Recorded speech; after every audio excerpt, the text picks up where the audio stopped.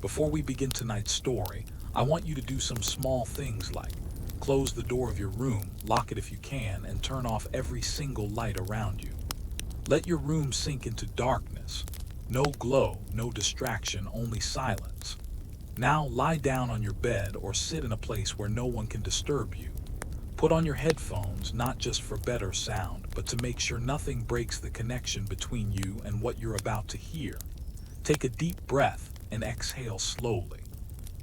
Feel the darkness around you, because what's coming next is not just another story, it's an experience that will crawl under your skin. Every sound you hear will make your heart beat a little faster. Every whisper will make you wonder if it came from the story or from somewhere inside your room.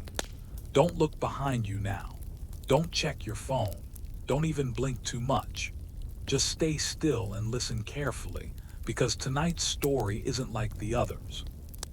It's a door that opens into a world where shadows have voices and silence has a face. You'll feel things move in the dark. You'll hear footsteps where there should be none. And maybe, just maybe, you'll feel someone breathing near you even though you're alone. So if you're ready, keep your eyes open, your mind calm, and your heart strong. Because once the story starts, there's no way back. This isn't just horror. This is a full dark adventure that will follow you even after the video ends. Now take one last deep breath, because the story begins right now. It was a rainy night in the old town of Willow Creek, the kind where the sky seemed to weep endlessly, turning the narrow streets into slick mirrors that reflected the flickering streetlights like ghostly eyes watching from below. And Sarah had just pulled her beat-up sedan into the driveway of her grandmother's abandoned house, the one she'd inherited after the funeral last month. A creaky Victorian relic with peeling white paint and windows that stared out like empty sockets. No one had lived there for years since Grandma passed, or so everyone said. But as Sarah killed the engine and sat there in the sudden silence broken only by the relentless patter of rain on the roof, she felt a chill that had nothing to do with the autumn wind sneaking through the cracks in the door. Her hands still gripped the steering wheel tightly, knuckles white, because she'd come here not for nostalgia or to sort through dusty boxes of faded photographs and moth-eaten linens, but because the realtor had called that afternoon, his voice crackling over the phone like dry leaves underfoot, insisting she sign the papers to sell the place before winter set in, before the roof caved or the pipes burst. And yet, as she stepped out into the downpour, umbrella forgotten in the trunk, her soaked blouse clinging to her skin like a second, unwelcome layer, she couldn't shake the nagging whisper in her mind that this house, this forgotten corner of her family's history, held secrets that no amount of fresh paint or new owners could erase. Secrets that had driven her mother to leave Willow Creek at 18 and never look back, muttering about shadows that moved on their own and voices that called from the walls. But Sarah had always dismissed those tales as the ramblings of a woman broken by loss. Her father gone too soon in a mill accident, leaving behind a trail of unpaid bills and unspoken grief. And now here Sarah was, 32 and single. Her city apartment too small for her restless dreams. Her job at the library a quiet cage of returned books and overdue notices. Pulling her keys from her purse with fingers that trembled not from the cold, but from the weight of stepping over that warped threshold for the first time since she was a child. The front door groaning open on rusted hinges, as if reluctant to welcome her. The air inside thick and stale, laced with the faint scent of mildew and something sweeter, like wilted roses long dead. And she flicked on the hall light, a single bulb dangling from a frayed cord that buzzed faintly before casting a jaundiced glow over the faded wallpaper patterned with climbing vines that seemed to twist upward toward the ceiling, leading her eyes inevitably to the staircase that curved gracefully to the second floor, its banister scarred from years of unremembered hands sliding down. And Sarah paused there in the entryway, water dripping from her hair onto the threadbare runner. listening to the house settle around her like an old beast stirring from slumber, the rain hammering the roof in a rhythmic tattoo that masked the subtle creaks of floorboards shifting under invisible weight. But then, just as she shook off the unease and moved toward the kitchen to brew a pot of tea from the dusty tin she'd found in her bag, there it was, a single deliberate footstep from upstairs, slow and heavy, echoing down the stairs like a heartbeat in the empty chest of the house, and Sarah froze, her breath catching in her throat, heart slamming against her ribs as if trying to escape, because she knew, oh God, she knew, that no one lived here, no one had for years, the doors locked tight, the windows boarded where panes had shattered, and yet that sound, that unmistakable thud of a boot or a shoe sole meeting polished oak, reverberated through the silence, followed by another, and another, packing now, back and forth across the floorboards of the master bedroom directly above the kitchen. A room she'd never dared enter as a kid because Grandma had always kept it locked, saying it was for storage, for trunks full of winter coats and forgotten hats. But Sarah's mind raced with fragments of half-remembered stories, whispers from aunts at family gatherings about the man who built the house a century ago, Elias Crow, a widower whose wife vanished one stormy night, leaving only a bloodied shawl on the porch and footsteps that echoed in the halls for weeks after. Footsteps that neighbors swore they heard even after Elias himself was carted off to the asylum, raving about shadows that wore his wife's face. And Sarah told herself it was nothing, just the house expanding in the damp, or a raccoon slipped in through a loose shingle.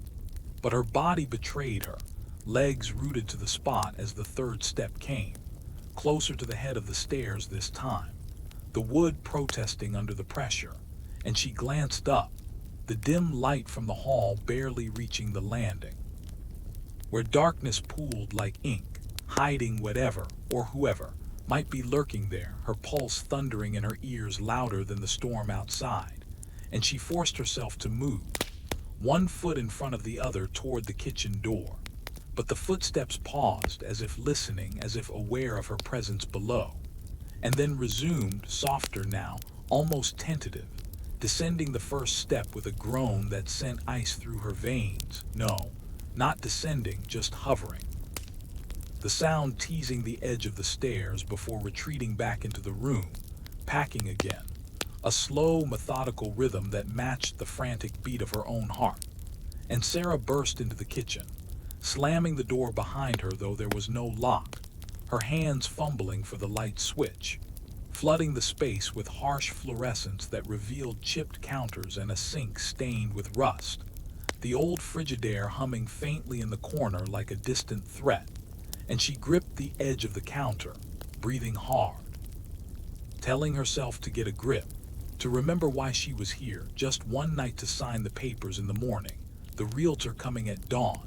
But as she filled the kettle with trembling hands, the water from the tap sputtering brown before clearing, the footsteps returned, louder this time, crossing the room above with purpose, stopping at the window perhaps, or peering down through the floorboards, and Sarah's eyes darted to the ceiling, where faint cracks spiderwebbed like veins, and in the center of it all a small, dark stain she'd never noticed before, irregular and brownish like old blood long dried, and she wondered, not for the first time that night, if her mother had heard these same sounds, if that's why she'd burned all the old letters from Grandma, refusing to speak of Willow Creek again.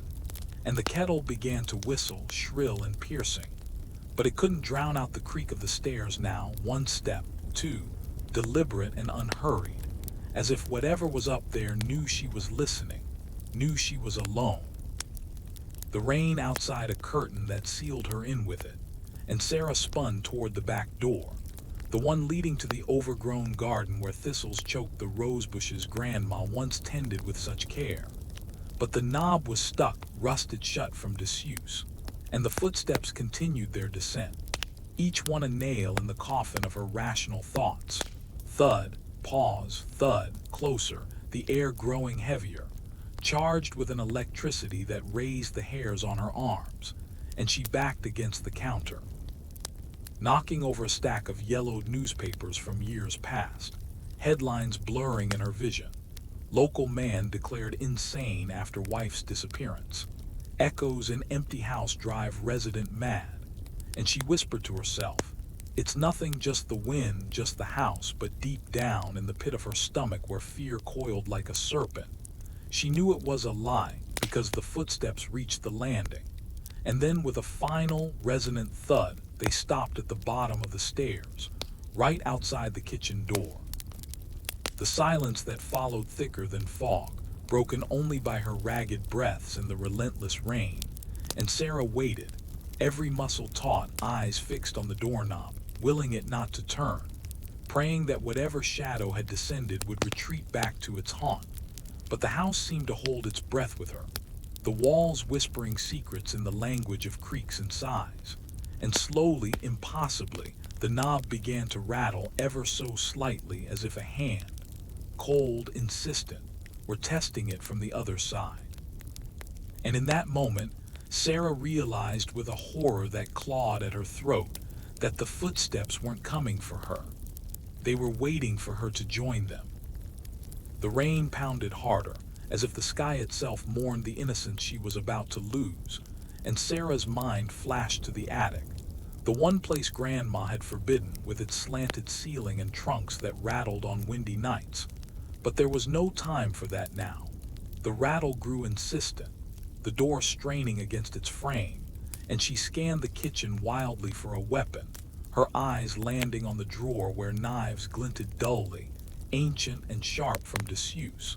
And as she lunged for it, pulling out a bread knife with a blade that caught the light like a promise of violence, the door flew open, not with force, but with a sigh, as if the house itself had exhaled, revealing the hallway beyond, empty, the stairs shrouded in shadow, no figure lurking, no boot prints on the runner, just the faint scent of wilted roses wafting down, stronger now, clinging to her skin like a lover's unwanted touch. And Sarah stood there, knife trembling in her grip, sweat mingling with rain on her face, wondering if she'd imagined it all, the product of exhaustion and grief. But then from the top of the stairs, faint at first, like a memory stirring, came the sound again. A single footstep, retreating back into the darkness of the second floor, inviting her, beckoning her upward. And she slammed the door shut, barricading it with a chair from the table, its legs scraping the linoleum like nails on a chalkboard, her heart a wild drum in her chest. And she sank to the floor, back against the cabinets, knife clutched to her breast, listening as the footsteps resumed their packing back and forth, a lullaby of the damned that promised no sleep, only the slow unraveling of her sanity in this house that refused to let go. And as the night stretched on, the rain a ceaseless dirge, Sarah began to hear not just steps, but whispers woven into them, fragments of words carried on the draft from the vents. "Sarah, come, up, stairs, home," and she pressed her palms to her ears.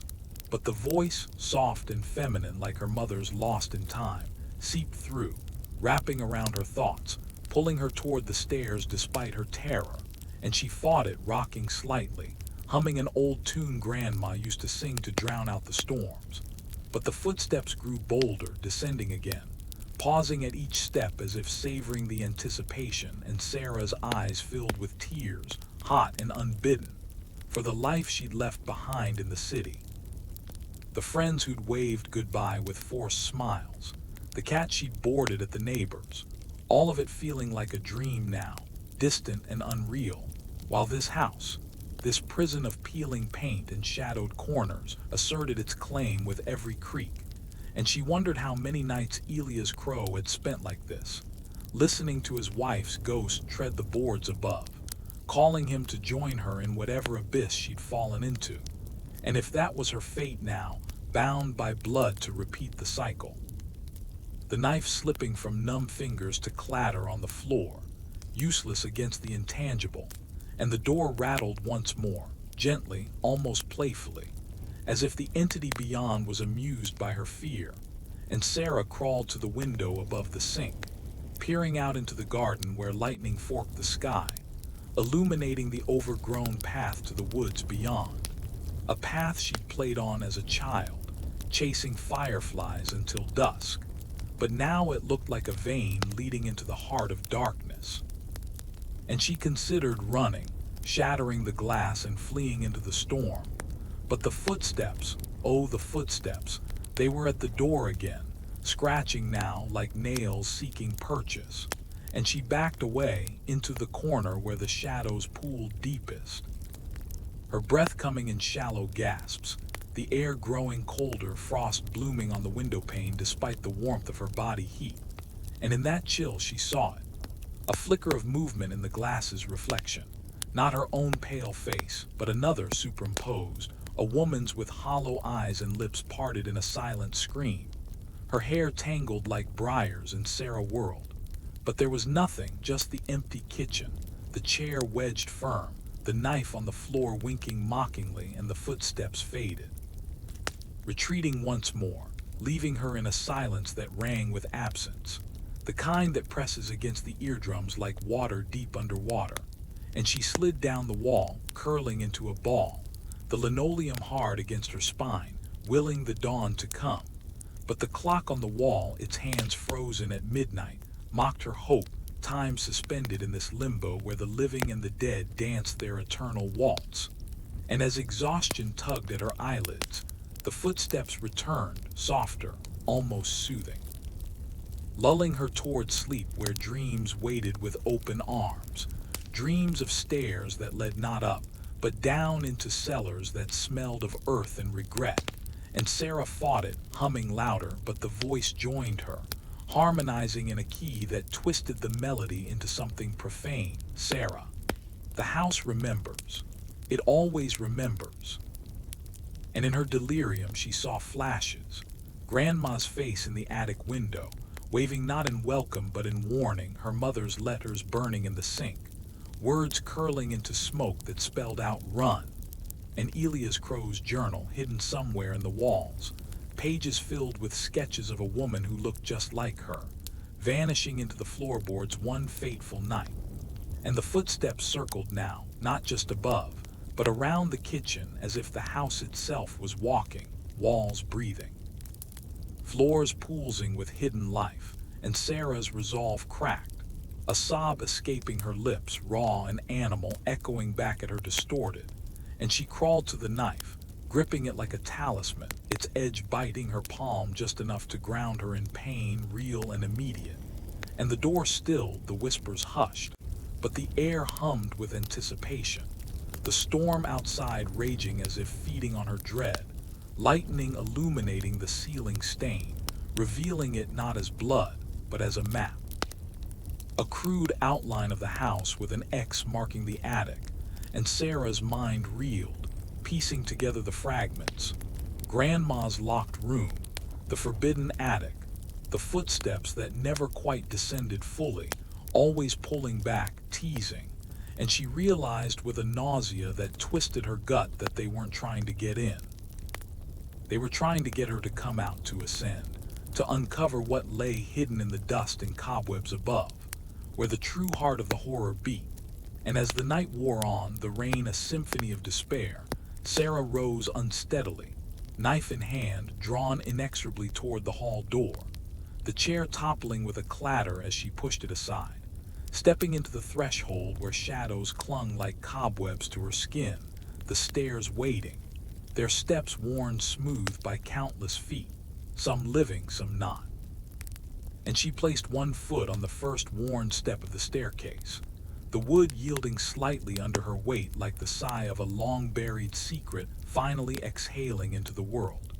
And Sarah felt the house respond, a subtle vibration humming through the banister into her palm, where the knife's handle was slick with sweat, the blade pointing downward like an accusation she couldn't voice, her breath shallow, and ragged in the dim hall where shadows stretched long fingers toward her ankles, tugging at the hem of her soaked jeans as if reluctant to let her ascend, or perhaps eager to pull her back into the safety of the kitchen's harsh light. But safety was an illusion now.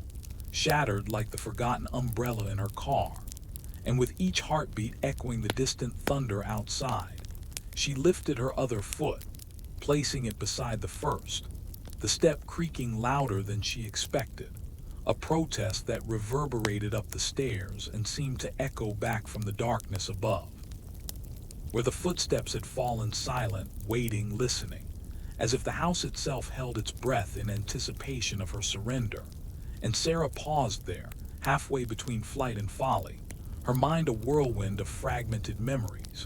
Grandma's stern face in the rocking chair by the fire, knitting needles clicking like Morse code warnings she never deciphered. Her mother's hurried whispers on the phone lines crackling with distance. "Don't go back, Sarah. That place eats souls." But what did that even mean? Souls like the ones in the old fairy tales she read to escape her own emptiness, or something more tangible, like the family photos yellowing in albums upstairs, faces smiling with eyes that followed you across the room.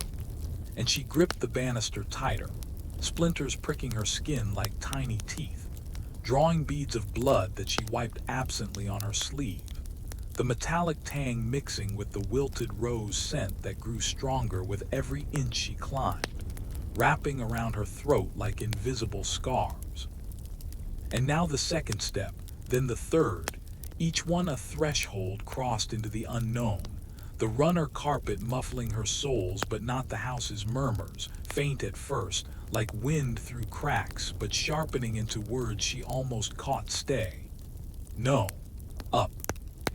Here, twisting her resolve, making her question if the voice was her own, born of exhaustion and the storm's relentless drum on the roof, or something older, woven into the very grain of the wood. And Sarah's free hand trailed along the wall, fingers brushing the wallpaper's faded vines that seemed to writhe under her touch, leaves curling toward her like supplicants begging for light. But the hall light below flickered, casting erratic shadows that danced up the walls like specters at a midnight ball. And she glanced down, regretting it instantly, the kitchen door ajar now. The chair she'd wedged against it toppled on its side like a fallen soldier. And beyond it, the garden window showed not the wild roses but a silhouette, tall and indistinct, standing just outside the glass, unmoving, rain sluicing down its form in sheets. But no face, no features, just the outline of a coat perhaps, or a cloak from another era. And Sarah's stomach lurched, bile rising as she tore her gaze away. Forcing herself upward, fourth step, fifth, the air thickening with dust motes swirling in the weak light from the single bulb, each particle catching the glow like tiny eyes winking at her folly. And now the turn in the stairs, where the landing waited like a judgment, the banister curving gracefully but scarred with deep gouges that looked like claw marks, fresh almost, wood fibers splintered as if from a struggle recent and raw.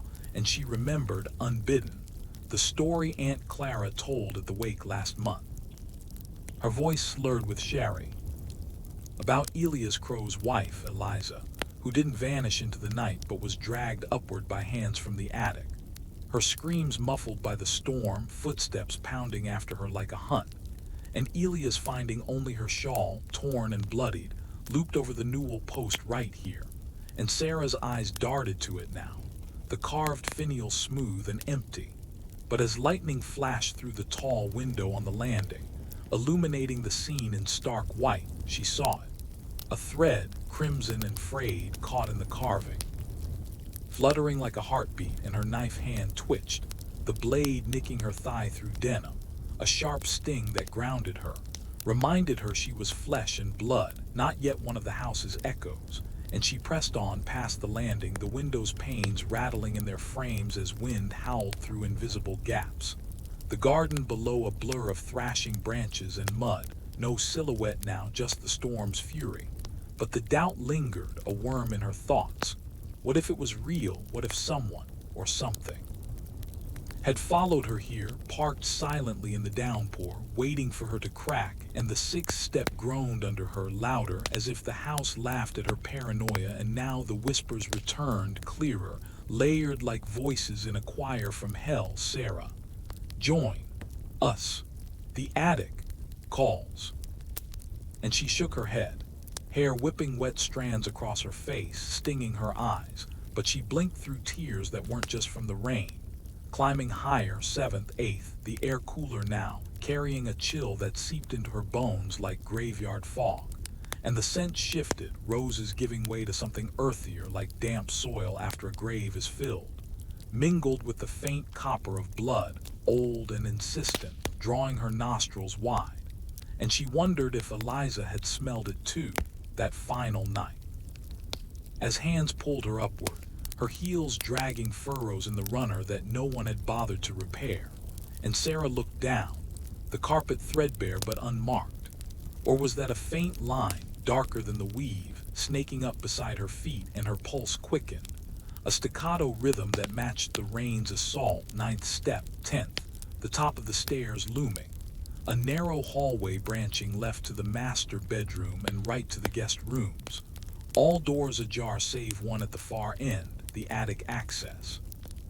A plain panel with a pull cord dangling like a noose, swaying gently though no draft stirred it.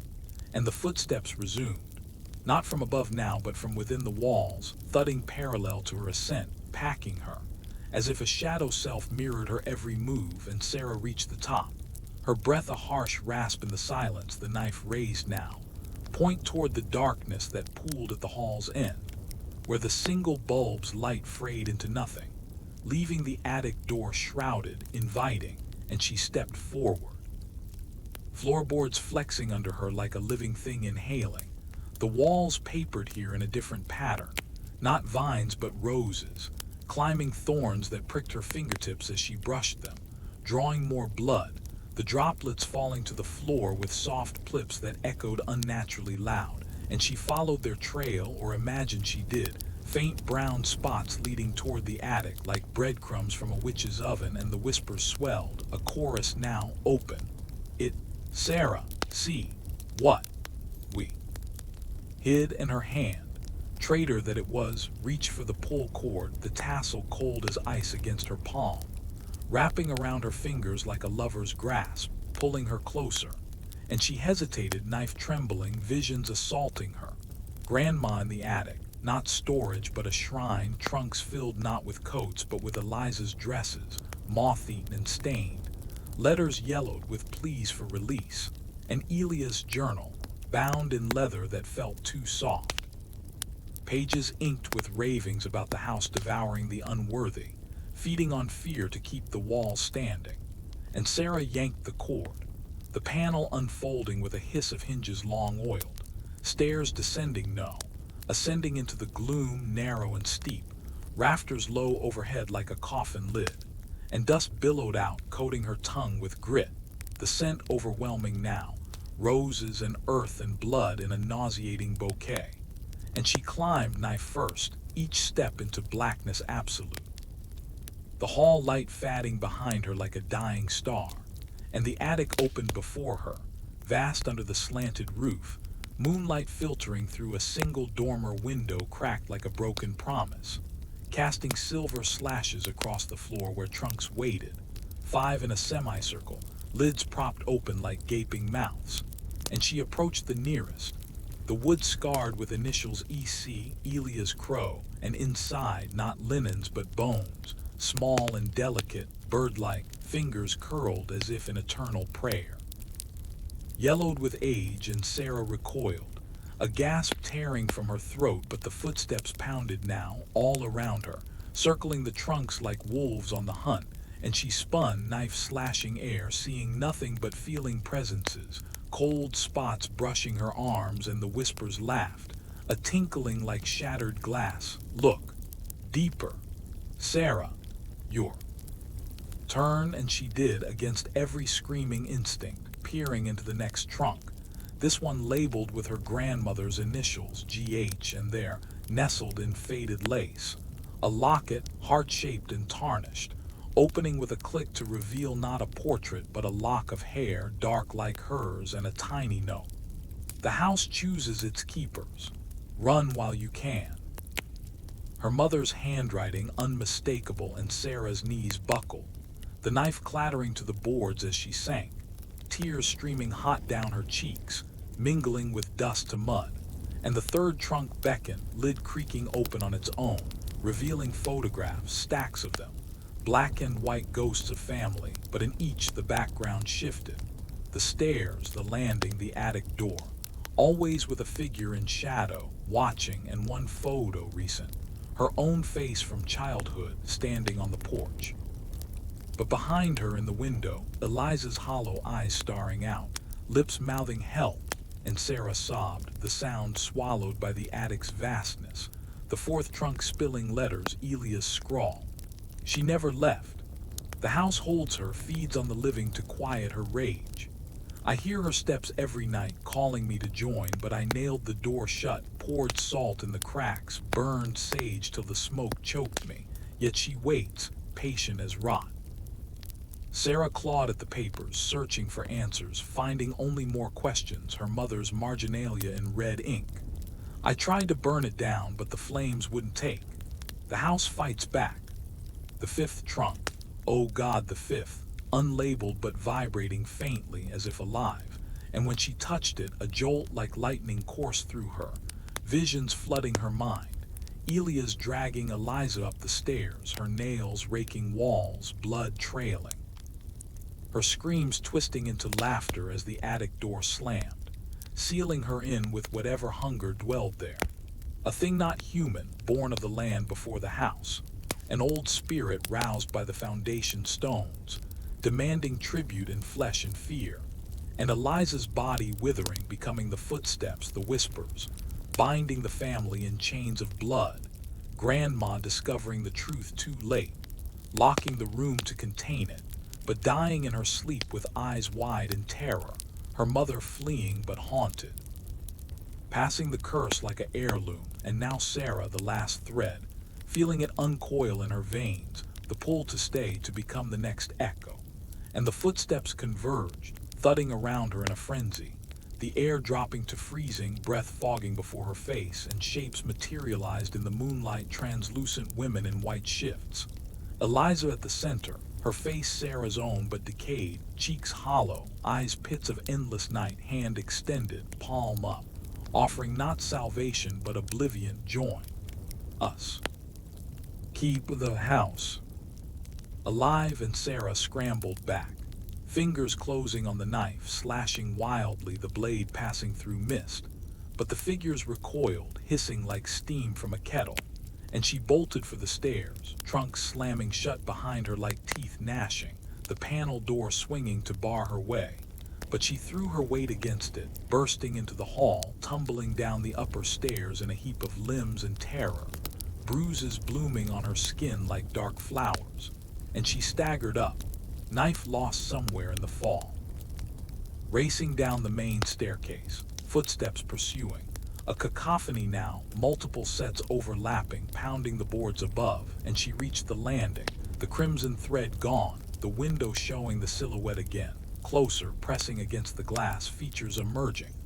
A man's face, Elia's perhaps, bearded and wild-eyed, mouthing words she couldn't hear over the storm.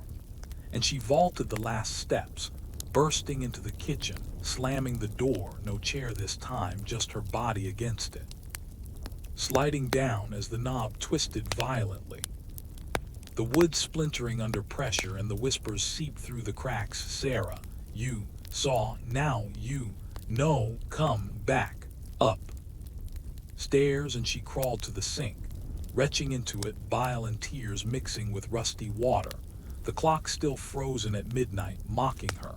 And outside the rain eased to a drizzle, but the silhouette vanished, leaving smears on the glass like finger paints from a child's nightmare. And Sarah huddled there, rocking, humming that old tune, fractured now, the house's harmony twisting it into dissonance.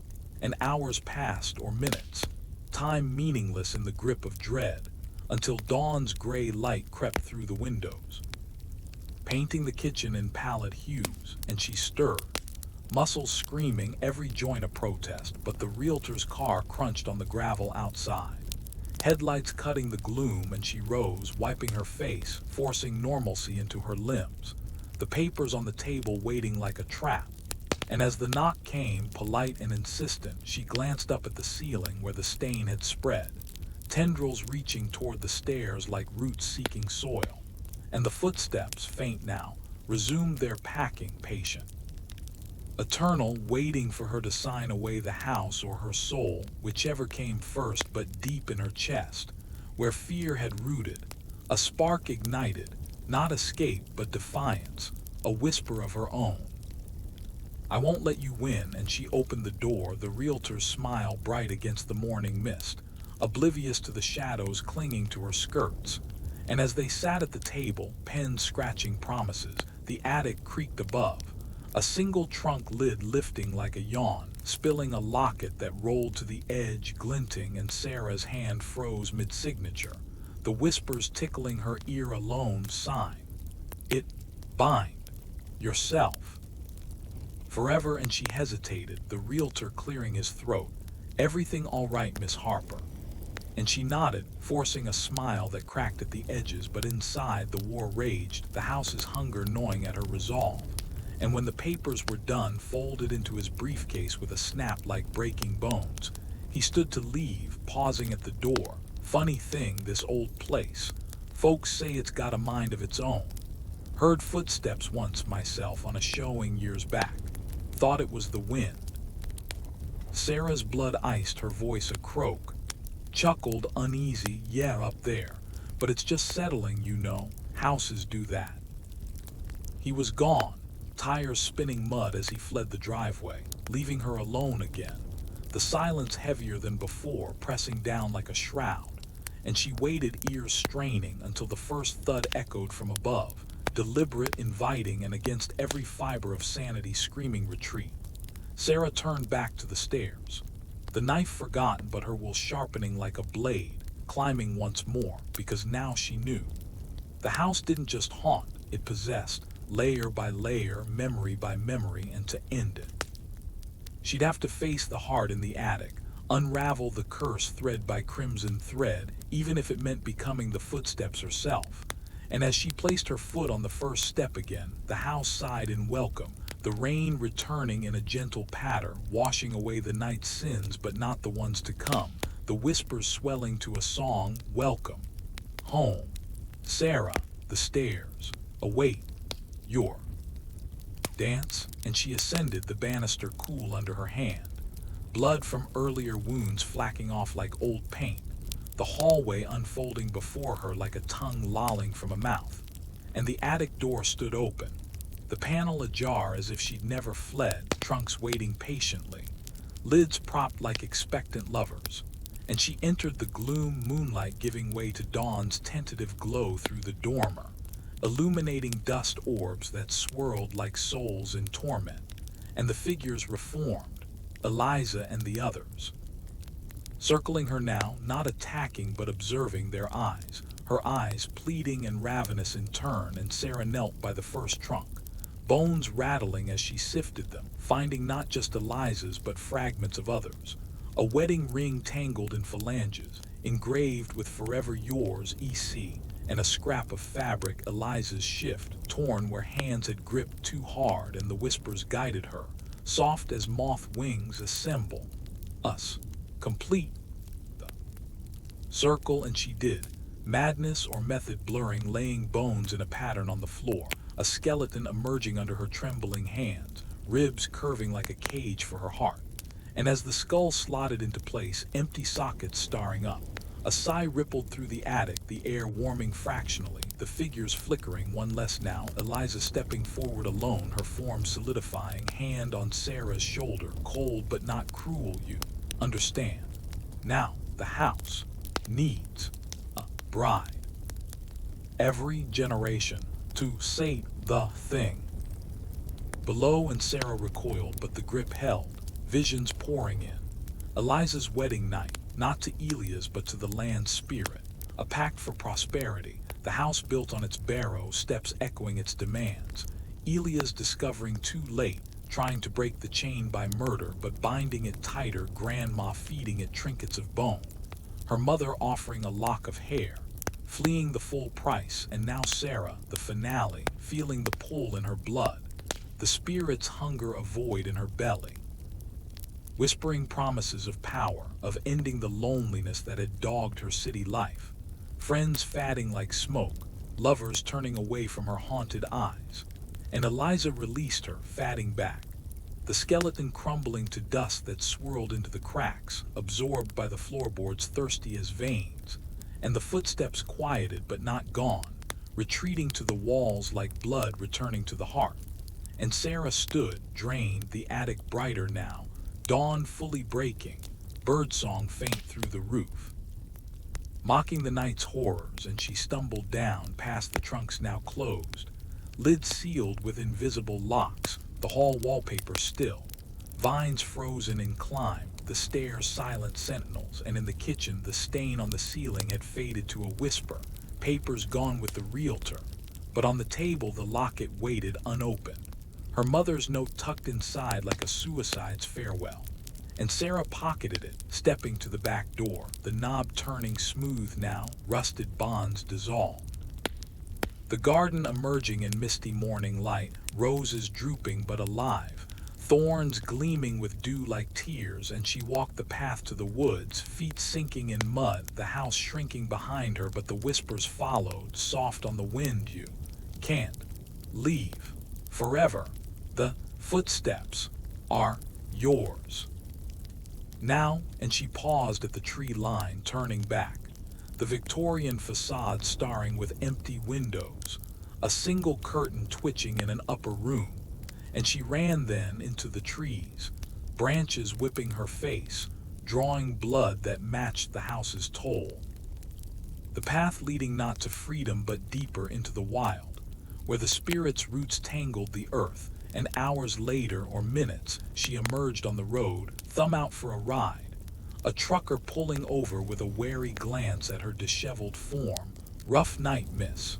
And she nodded, climbing in, the locket burning against her chest like a brand, the radio crackling with static that formed words up, stairs, home, and the miles blurred, Willow Creek receding in the mirror. But at every bump she heard it, faint thuds in the cab's floor, packing beneath her seat. And by nightfall, in a motel room with peeling paper and a bed that sagged like regrets, the footsteps returned, not from above but from the ceiling, then the walls circling her sleep, dreams pulling her back to the attic, where Eliza waited, arms open, the circle incomplete without her. And Sarah woke screaming, the locket open on the pillow, the lock of hair gone, replaced by her own strand, dark and curled. And she knew then, as the motel's thin door rattled under invisible fists, that the house hadn't let her go, it had let her run to gather strength to bring others back. The curse of virus in her veins, spreading with every step away. And the realtor's call came at dawn, voice trembling over the line, Miss Harper, the papers, they vanished from my briefcase. And last night at home I heard footsteps upstairs. No one lives there. Sarah laughed, a broken sound that echoed her mother's warnings, hanging up, pocketing the locket, stepping into the highway's hum, the pull northward tugging her like a tide back to Willow Creek, where the stairs waited, empty but eager, the attic yawning for its bride. And as trucks roared past, ignoring her hitchhiker's stance, the whispers rode the exhaust, return. Soon, the dance begins anew. And she walked, mile after mile, the sun climbing high, burning away illusions of escape, the house's shadow stretching even here on asphalt cracked like veins. And in her mind's eye the trunks opened once more, bones rattling in applause, Eliza's smile a mirror of her own, promising eternity in echoes, footsteps forever packing the line between life and the void below. And Sarah whispered back, not in fear but resignation laced with fire, I'm coming. But on my terms, the knife's memory sharp in her palm, though she'd left it behind. A new weapon forming in her heart, knowledge, the deadliest blade of all, forged in the attic's unforgiving light. And the road curved, leading inexorably home, the storm clouds gathering anew on the horizon, rain scenting the air with wilted roses, the cycle spinning tighter, the house alive with anticipation, its walls poolsing like flesh, ready to swallow her whole or spit her out remade. and as the first drops fell, cool on her upturned face, Sarah smiled into the gray, the footsteps in her chest matching the patter, a duet of dread and destiny pulling her forward, one step at a time, into the maw of Willow Creek's eternal night. But wait, the trucker from before, his rig rumbling back into view, slowed this time, window rolling down with a whine like a soul in torment. Need a lift after all. And she climbed in, the cab smelling of diesel and despair, his eyes avoiding hers in the mirror as if sensing the shadow she carried, and they drove in silence broken only by the wiper's slap. The radio silent now, no static songs, just the hum of tires on wet blacktop, and he dropped her at the town line, where the sign read, "Welcome to Willow Creek, population 666. The numbers crooked, as if carved by a trembling hand, and she thanked him, voice steady, but he muttered, "Heard stories about that old crow place. Stay away if you know what's good." She lied, just selling it off, watching his taillights fade into the mist, the path to the house unfolding like a vein, and twilight fell early under the clouds, streetlights buzzing to life with jaundiced glows, casting pools of yellow that her boots splashed through, water rising like ghosts from the pavement, and neighbors' curtains twitched, faces peering out then vanishing, whispers already spreading, "Harper girl's back, God help her." And Sarah ignored them, the driveway gravel crunching underfoot. The house looming larger than memory, windows glowing faintly from within, though she'd killed every light, and the front door stood ajar, hinges silent this time. An invitation scrawled in due on the frame, "Enter." And she did, the hall unchanged, wallpaper vines reaching as if to ensnare her ankles, the stairs curving upward like a serpent's spine, and the scent hit her, roses stronger, laced with her own fierce sweat from the night before. And she paused in the entry, listening, the house breathing with her, in and out. Floorboards rising, falling, and the first footstep fell from above, hers or another's, she couldn't tell, echoing down. And she climbed, no knife, no hesitation, the banister smooth now, splinters gone, healed like wounds, the landing window clear of threads. But the silhouette returned, not outside but reflected in the glass, her own form doubled, one Sarah smiling, the other weeping, and she shattered it with an elbow, glass cascading like tears, cold air rushing in. But the reflection lingered in shards, multiplying the horror, and upward still, the hall doors whispering open as she passed, guest rooms revealing beds unmade, sheets twisted as if sleepers had fled mid-nightmare, closets spilling shoes that thudded softly as she neared, and the attic panel gaped wide, stairs illuminated by a lantern she'd never owned, flame steady in still air beckoning, and she ascended, the narrow passage walls brushing her shoulders like intimate touches, rafters whispering overhead, closer. Closer, and the attic sprawl, trunks circled now, lids ajar, contents spilling an invitation, bones polished white, photographs crisp as if printed yesterday, letters fluttering like leaves in a breeze she didn't feel. And Eliza stood at the center, solid as flesh, dress mended, hair combed, eyes not pits but mirrors reflecting Sarah's face back at her, younger, unscarred, and she spoke, voice like wind through chimes. "You returned. The house knew you would. It's in the blood, the pull, the promise." Sarah circled her, fingers trailing the trunks, feeling the wood pulse. What promise? To die up here, packing forever. Eliza laughed, a sound like breaking ice. No, to live eternally, bound to the land's heart. Elias tried to end it with blood, but blood only feeds it. Your grandmother offered memories, your mother fear, yours must be acceptance.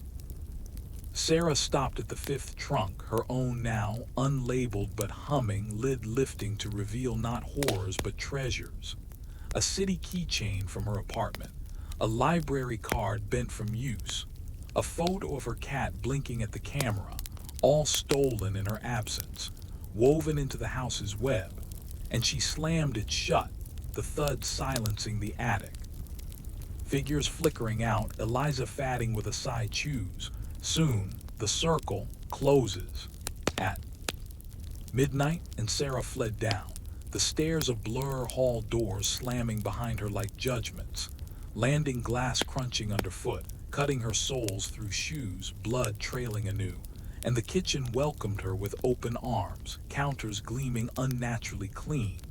The sink dry, clock ticking now, hands crawling toward 11. And she barricaded the door with the table this time.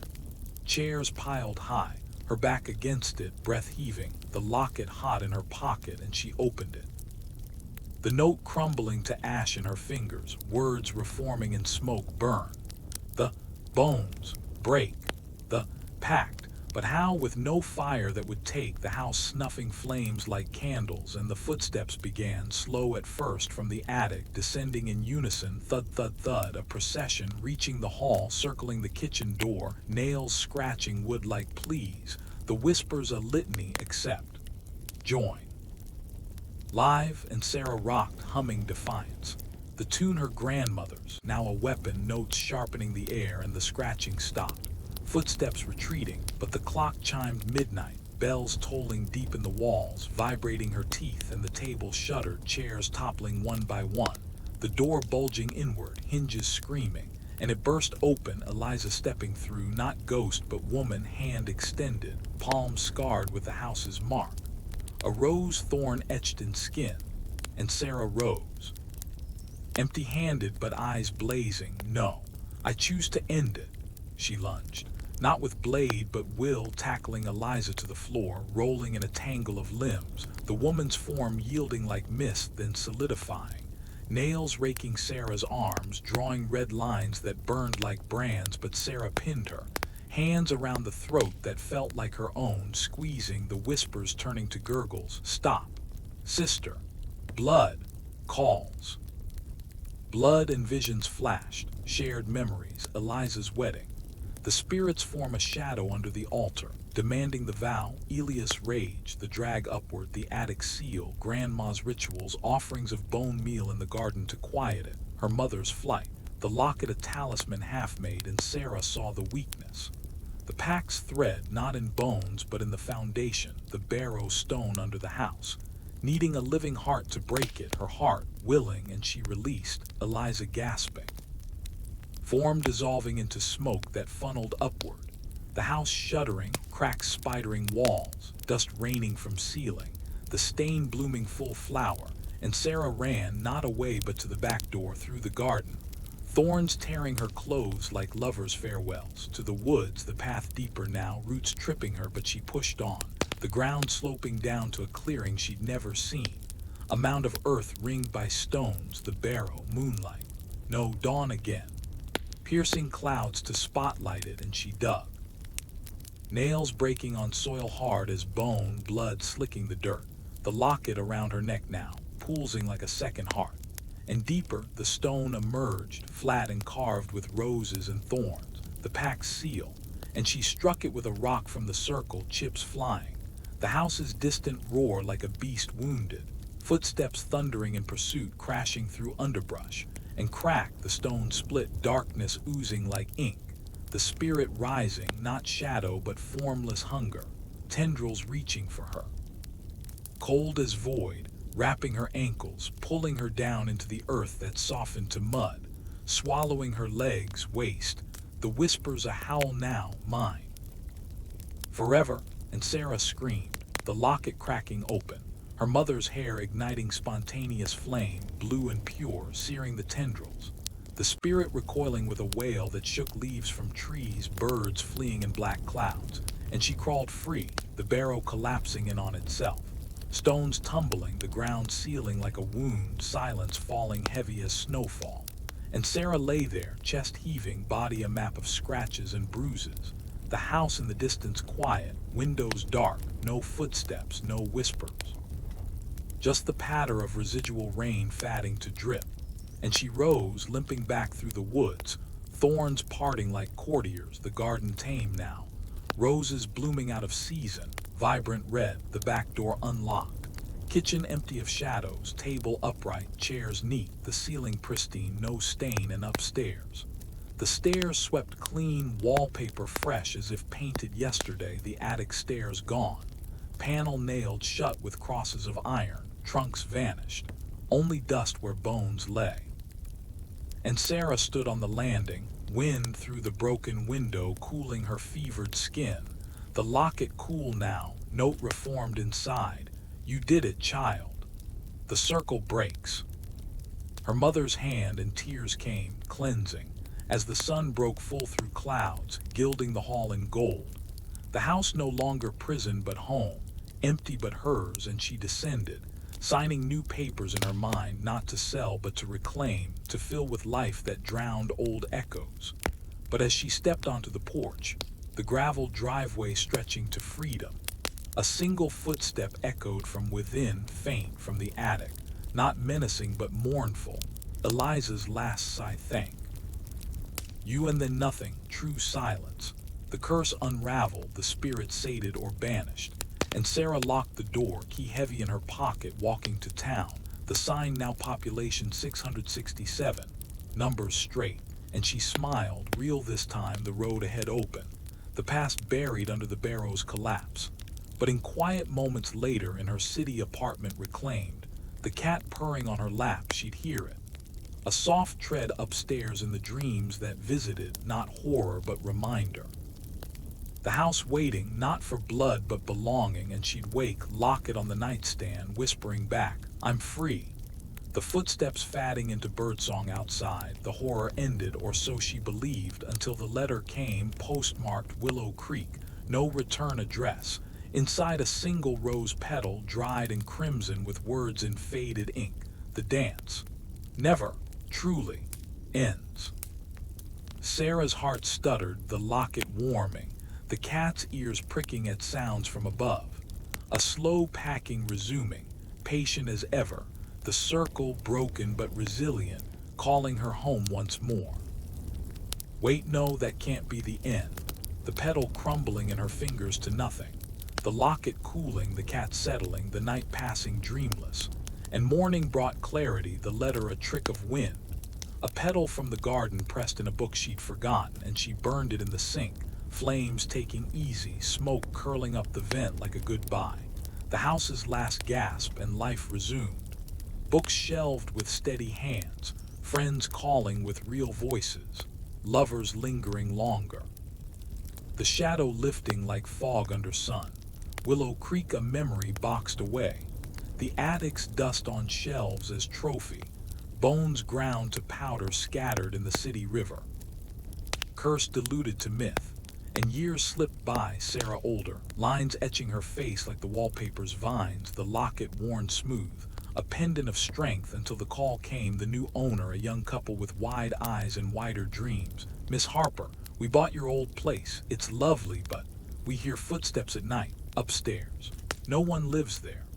Sarah paused, phone to ear, the cat long gone but its ghost in the quiet, and she laughed, soft, knowing it's just the house settling.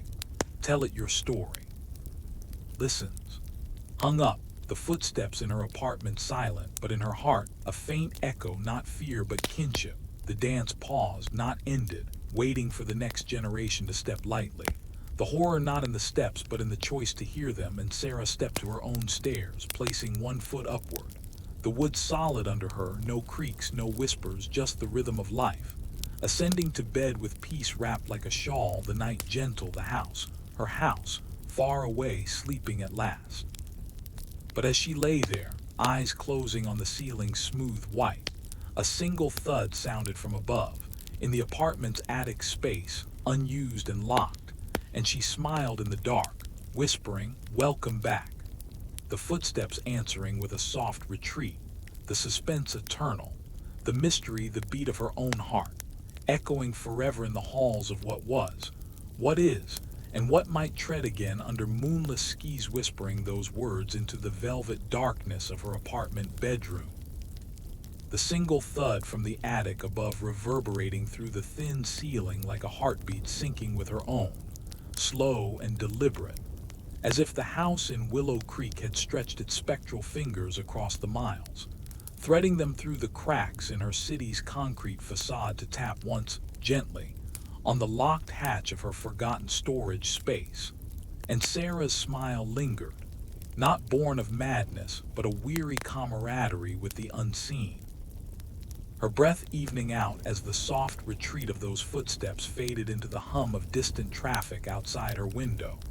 The neon glow from the street lamp below painting bloody streaks across the blinds like claw marks from a dream she couldn't quite shake.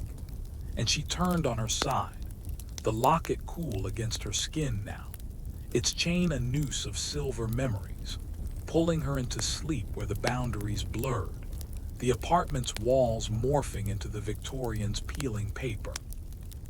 Vines twisting into veins that pulsed with the rhythm of approaching doom. And in that liminal haze between wakefulness and oblivion, she dreamed not of escape but of return, her feet carrying her down sunlit highways that looped endlessly back to Willow Creek, the sign's population ticking upward with each pass.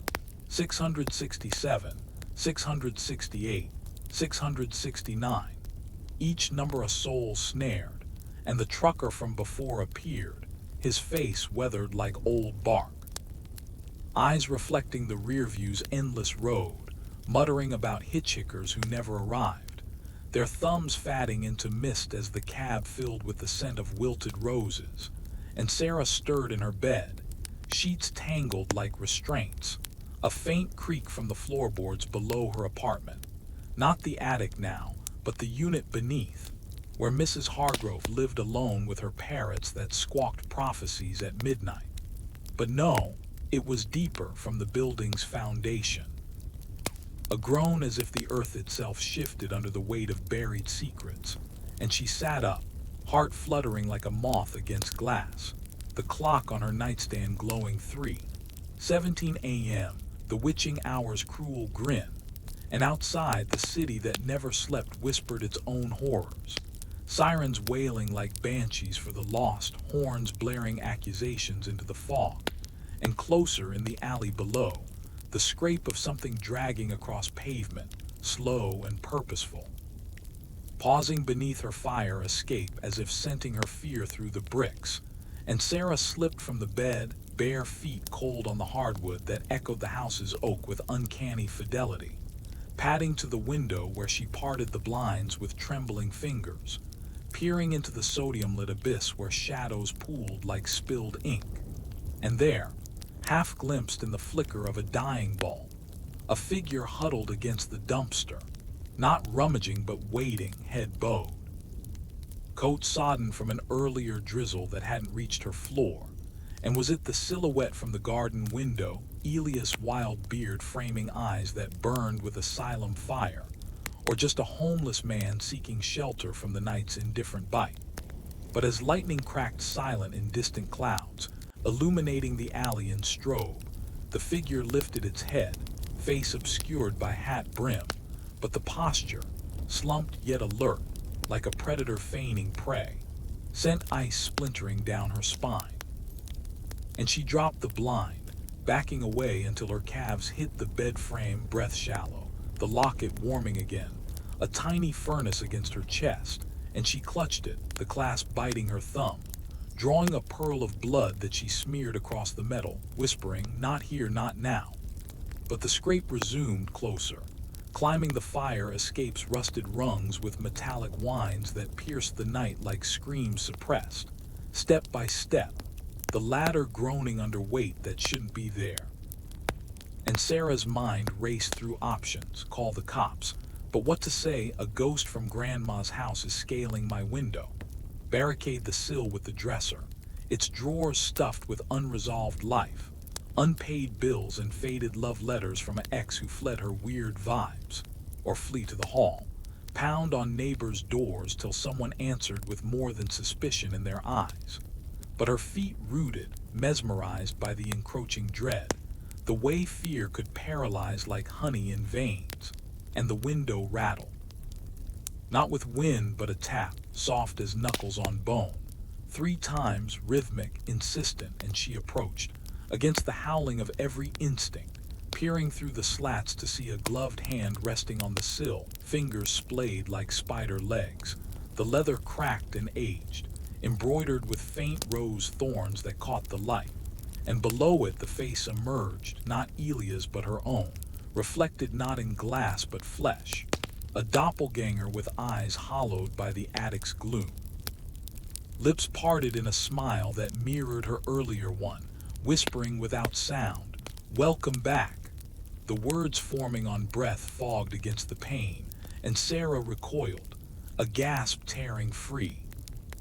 But this time we bring thee song, and the crew gathered from houses glow, Tim with tomes tucked under arm, Elia's with charts curled, Mrs. Hargrove's parrots preening prophecies positive, the skiff fleet swelling to flotilla, sails patched with tailies told, and they shoved off into the squall, waves welcoming with whitecaps whoops, the child at prow giggling gale defying, Sarah at tiller turning true, emotional uplift cresting collective, atmosphere alive with adventure's allure. Cinematic armada cutting curtain of rain, narration voice exultant, from haunted house to horizon's haunt, the dancers dared the deep anew, footsteps on foam forging paths unplotted, the horrors hold loosening to legend's liberty, and fog rolled in thick as plot's next twist, islands emerging spectral, mirrors afloat bobbing like buoys of the damned, reflecting not arrivals but ambitions, crews charting courses to curses cured, Sarah's face framed in frames of family found. And they docked on decks of glass that groaned under weight, the circle of stones singing soft summons, the conch central humming harmony, and voices joined, not clashing but cascading, the severing song swelling to symphony that shattered floats to shards sinking silent, the child clapping crescendo, beautiful break. The deep applauds, tendrils rising tentative then tamed, coiling ropes instead of throats, pulling ships closer in camaraderie's clasp, emotional explosions of epiphany shared, suspense suspended in song soar, and nights on isles isled with interludes, bonfires blazing ballads, mirrors mended to show futures fair, libraries labyrinthine with lore liberated, villages vibrant with voices unchained, houses homes to harmonies not haunts, and dawn's departure dawned deliberate. Flotilla fuller with islanders aboard, sails straining with souls surplus, the sea parting polite as the spirit child steered now, eyes innocent anew. Next game's grander, Sarah. The fog's just foreplay, and east they sailed to realms where rivers met skis in stair-step cataracts, footsteps falling from clouds, the tale tidal in scope, characters cascading countless, the paragraph's pulse pounding past 40,000 pulses, hooking hordes in its helix, the narrative never nearing nadir but navigating nebulous nights, always ascending, one fog bank into the next nebula's nest, the dance's delight devouring dread, under firmaments fractured with firefly flights, the mystery's magic manifesting manifold, the suspense a sparkle in the spirit's eye, eternal as the echo's embrace. But whispers on wind warned of whirlpools waiting, where waters wheeled to windows on worlds below, reflections not shattered but portals, pulling players through to paces profound, and Sarah felt the tiller tremble, the child's hand on hers guiding gentle to Gulf's lip, the flotilla circling cautious, mirrors afloat catching glimpses, attics abyssal, barrows benthic, brides buoyant in ball gowns of bubble, and the song struck up spontaneous, voices vast in volume, vibrating the vortex to stillness. The whirlpool widening to way, a stair of water spiraling down to depths lit luminous by Leviathan lanterns, the child diving first with whoop, form flickering fish-tailed. Follow the. They did, ship slipping sideways into slide surreal emotional exhilaration exploding as hulls hummed with harmony, atmosphere aqueous and awe-inspiring. Cinematic submersion in slow-mo splendor, narration narrating the plunge into the indigo unknown, the dancers dove, footsteps fluid in the fluent deep, the horror hydrated to him of the haddle, and below a city of coral and current unfolded, spires spiraling like the conch, streets of sand swept by schools of shadow, inhabitants. Echoes ethereal, sirens of the severed, swimming in schools to greet, eyes echoing Eliza's but edged with envy eased, the child leading to Citadel Central, throne of throne coral carved with contracts cancelled, the spirit's form full-formed now, not child but chorus, voices vested in vestments of kelp, welcome weavers. The pacts passed, but the play persists. Choose your chapter, and choices cascaded, crew claiming chambers. Tim in Tower of Tomes title, Elia's engineering Eddie's eternal, Mrs. Hargrove's menagerie merging with Merfolk melodious, and Sarah selected Sanctum of Song, walls woven with waves that whispered works unwritten, the rose vine rooting in rift to bloom bioluminescent, emotional empire building in her breast, suspense in selection subtlety, the hook in the heart's harbor, and eons or evenings passed in the deep's domain. Tales transcribed in currents curl, footsteps finned and fleet, the narrative nesting in nooks nautical, characters clotting to clans, impacts immense as abyssal pressures, the paragraph plunging past profundities, ascending always in the story's swell, one chapter into the next chasm's charm. The dance deep into delight divine, under vaults vaulted with vaulting visions, the mysteries maw manifesting as muse, the eternal echo embracing all, the tale's tide turning triumphant. Forever flowing forward in fluid fantasy, the end and eddy ever evaded, the wonder waving on without wearied end. Yet from the citadel's core, a current contrary carried caution, the spirit chorus confiding close, the surface summons Sarah. The circle calls completion above, where skis and seas sever a suture, and the flotilla formed anew, ascending in bubbles buoyant, breaching blue with bows breaking bright. The storm spent to sparkle, Willow Creek welcoming with waves waving white, the house on cliff calling with creek convivial, and ashore they streamed, gardens grown with guests' graces, the attic academy for arts aquatic, trunks treasures of the trench, emotional epics etched in every embrace, atmosphere alight with afterglows allure. Cinematic homecoming in hues of harvest moon, narration nodding to nexus, back to the beginning's branch, the dancers domiciled in delight, footsteps family now, packing porches in peace provisional. But in quiet quarters the shell sang subtle shift, whispers warning of waves yet to crest, the child's eye on her eternal, the game's galaxy grows, Sarah. Stars stepped next, and she gazed gulfward, horizon hinting at heaven's haunted, the tale teasing transcendence, characters converging cosmic, the paragraph's parabola peaking past peaks, hooking heavens in its helix, the narrative navigating nebula's native, always ascending, one sea to the next sky's symphony, the dance's dominion devouring all divides, under universes unfolding unending, the suspense a star's scintilla, the mystery the Milky Way's meander, eternal as existence's exhale. The story's soul soaring supreme, the story's soul soaring, supreme into the vaulted vaults of the vaulting visions, where universes unfolded unending like petals of a cosmic rose, thorned with the barbs of forgotten fears.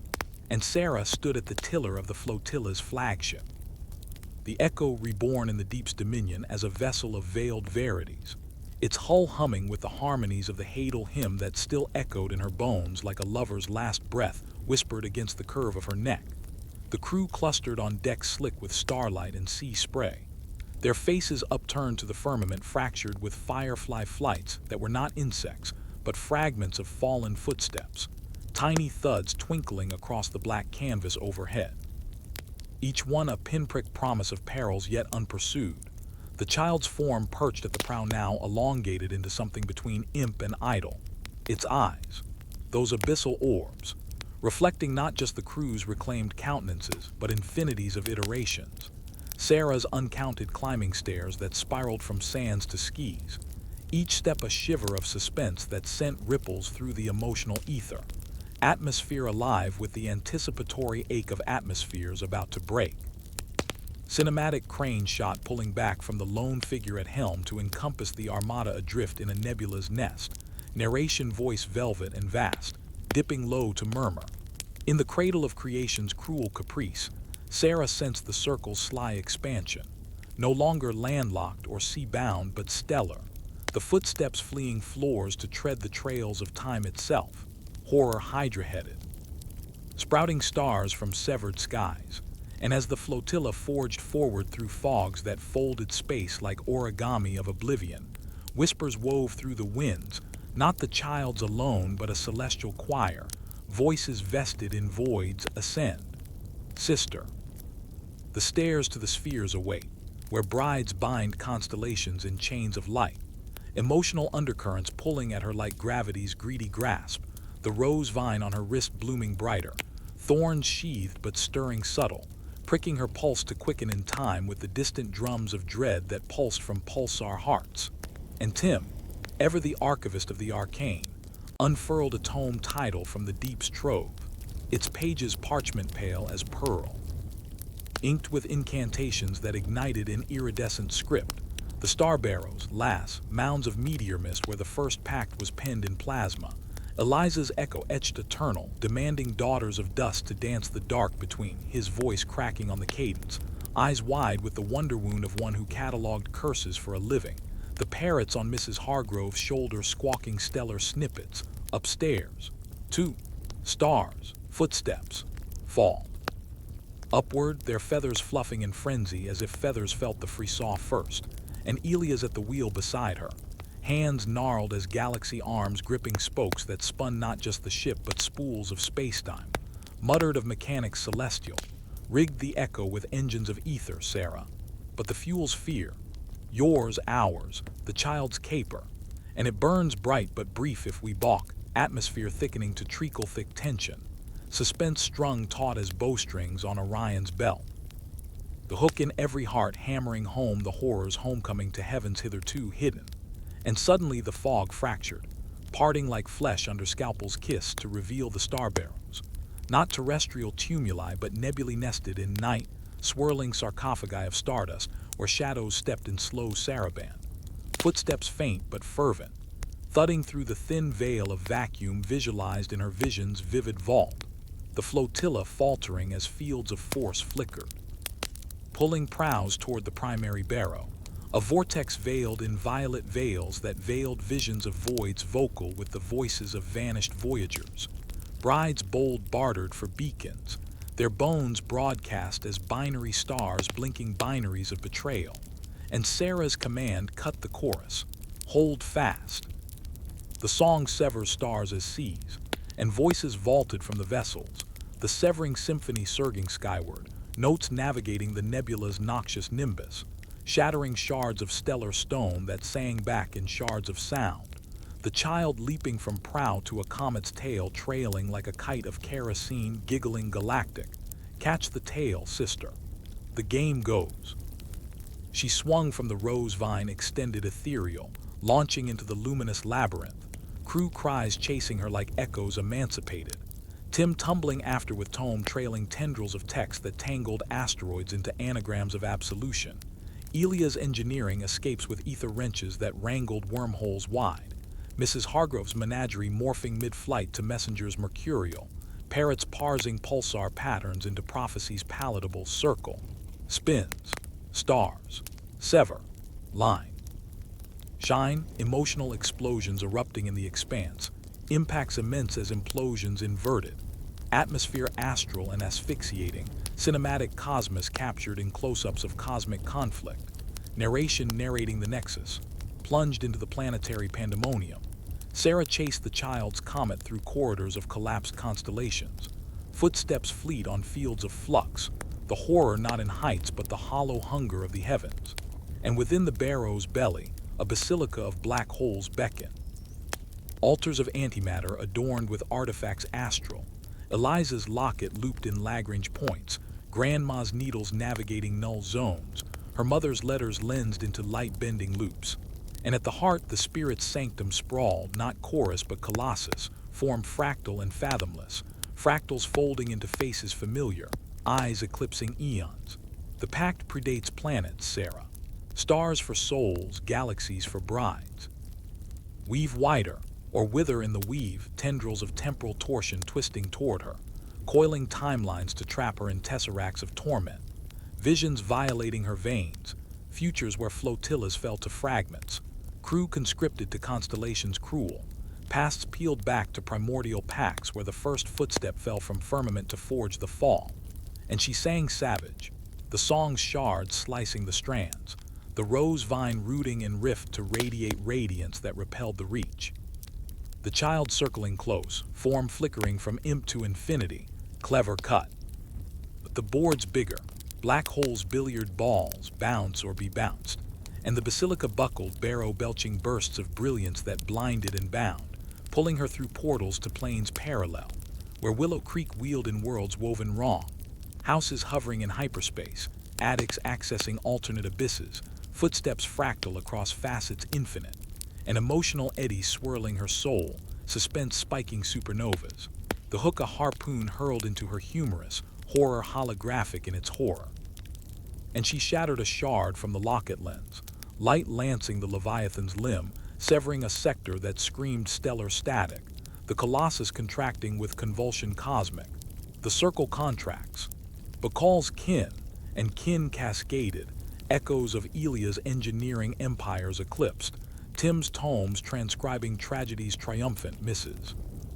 Hargrove's flock flocking to firmaments freed, and together they tugged the tendrils taut, song synergizing to symphony that sundered the sanctum, the barrow blooming backward into Big Bang's bangtail, fragments flung far as forever, the flotilla reforming from flotsam fantastical, sails stitched with star stuff, and Sarah surfaced from the surge gasping galactic air that tasted of triumph tinged with terror, the child alighting on her shoulder like parrot perching, whisper warm on ear, level up, sister. The game's got galaxies galore, atmosphere afterglow astral, emotional exaltation edged with exhaustion, cinematic pullback from pandemonium to peace provisional, narration nodding narrative. From stellar severing, Sarah sailed stronger, the dance dilated to dimensions divine, footsteps not fled but fused to her fire, horror humbled to him of the higher, and weeks warped to wonders, the echo exploring expanses exotic, exoplanets etched with echoes earthly, moons mantled in mysteries mirrored. Each a stage for songs that scarred scars shut, and one orbit orbiting an oasis orbital, oases of ozone where oxygen orphans offered oracles, the void vicar beyond the belt of broken barrows, vicar of vacuums where the final footstep falls, and the armada arced ambitious, belts buckling under barrage of boulders belted, the child charting courses capricious, bounce through the belt, bet on the black, impacts immense as meteor maelstroms, ships shearing shards that sang severing soft. Emotional endurance etched in every evasion, suspense in the slingshot's sling, atmosphere asteroidic and acrid, and beyond the belt, the void vicar veiled in veils of vacuum variants. A vicarage vast as vacuum's vanity, spires of singularity spiking space, altars absent but absences aching. Here the pact's progenitor paces, Sarah. Void for vows, nothingness for nuptials. The spirit's sanctum a singularity supreme, sucking songs into silence. Tendrils not torsion but totality, totalizing timelines to one terminal tread. Visions voracious, endings endless where echoes expired. Crew consumed in cosmic quietus, her own orbit orbiting oblivion. And she hurled the rose vine-rooted radiant, thorns transmuting to tines that tuned the totality's tone, the song surging through the suck, shattering the singularity's shell to spill spumes of spacetime sparkling, the child cackling cataclysmic, Big Bang back. The board breaks beautiful, and the vicarage vomited voids vanquished, fragments flowering into firmaments fresh, the flotilla fleeing the flux to fields of fallow stars, Sarah's scar singing soft success, emotional epiphany eclipsing all, the hook healed to halo, horror historicized to heritage hallowed, and eons elapsed in the echo's eternal errand, galaxies gobbled and given, barrows banished to Big Bang's brief. The dance devolved to delight demotic, footsteps family in their fleet familiarity. Until the ultimate utterance from the unutterable, the child's confession cosmic, the game's genesis was grief, Sarah. The first bride broke not for bounty but bereavement, void's vow to fill the fall with footsteps forever. And in that intimacy infinite, she embraced the entity, emotional equilibrium eternal, atmosphere all-encompassing absolution, cinematic cosmos closing on clasp, in the narrative's nadir negated. Sarah saw the story's soul not supreme but shared, the circle complete in compassion's curl, suspense suspended in serenity's sea. But wait, the void vicar's vestige vexed. A vestigial vibration vibrating the void, whispers worming from wormholes worm-eaten, the fall follows, footsteps from firmament. Fallen and fallen stars streak the sky like tears tracked, the flotilla faltering as fields folded, pulling prows to a plain penultimate, the plain of fallen footsteps, a plateau planar where paces of the primordial paraded, prints petrified in plasma plains, each a portal to Pang's past, Elia's exile eternal, Eliza's elegy echoing, her lineage's litany of losses laid bare, and the spirit child shrank to speck, voice vestigial. Here the heart hurts home, Sarah. Heal or be hewn. Atmosphere aching with antiquity's anguish, emotional excavation excruciating, suspense in the step stasis, the hook a harrow harrowing the heart. And Sarah stepped soul into the solitude, crew clustered cautious. The prince poolsing underfoot like veins vivisected. Visions vaulting from each, brides bartered in barbaric bargains. Voids voiced with vows violated. Footsteps forged in fire's first flicker. And at the plane's pivot, a pedestal pyramidal. Pyramidian poolsing with the pack's primal pulse. The progenitor's presence palpable, not form but force, formless fury funneling from the foundation bind. Or break, the fall tendrils not total but tidal waves of temporal torment crashing to claim, crew cries cascading as currents caught them. Tim's tomes torn to tatters temporal, Elia's engines entangled in eternities, Mrs. Hargrove's flock flung to firmaments fractured, and Sarah sang supreme, the symphony synthesized from severings sundered, rose vine radiating retroactive, thorns transfiguring the torrent to trickle, the pyramidian cracking with crescendo cataclysmic. The plane plummeting to pieces planetary, fragments flung to found new firmaments, the progenitor pacified to particle, the child coalescing close, fallen fixed. 4. Now emotional exodus exalting, atmosphere ameliorated to ambrosia, cinematic cataclysm concluding in calm, narration narrating the nadir's negation, from the plane's perdition, Sarah surface scarred but sanctified, the dance demystified to duet divine, footsteps not foes but footfalls of family forged in fire's forge, and the flotilla fled the fracture, fields folding fair, galaxies gaping grateful, the echo eternal in its errantry, eons of exploration eclipsed in epilogues endless. Tales transcribed to tomes that traveled time's tributaries, the circle cartwheeling through continua cosmic, until the ultimate unspooling, the child's query quiet, where next, sister? The multiverse murmurs, Sarah smiled stellar, pointing to the prismatic prism at plane's perimeter, prisms promising planes plural, everywhere. And everyone, emotional infinity ignited, atmosphere elusive to all, suspense subtle in the sprawl, the hook harmonious in its hold, horror historic but hovering, the narrative navigating nexuses nameless, characters countless in their confluence, the paragraph's parabola poolsing past profundities planetary, ascending always in the astral ascent, one plane into the next prism's promise, the story's soul not supreme but symbiotic, soaring still in the symphony of the spheres.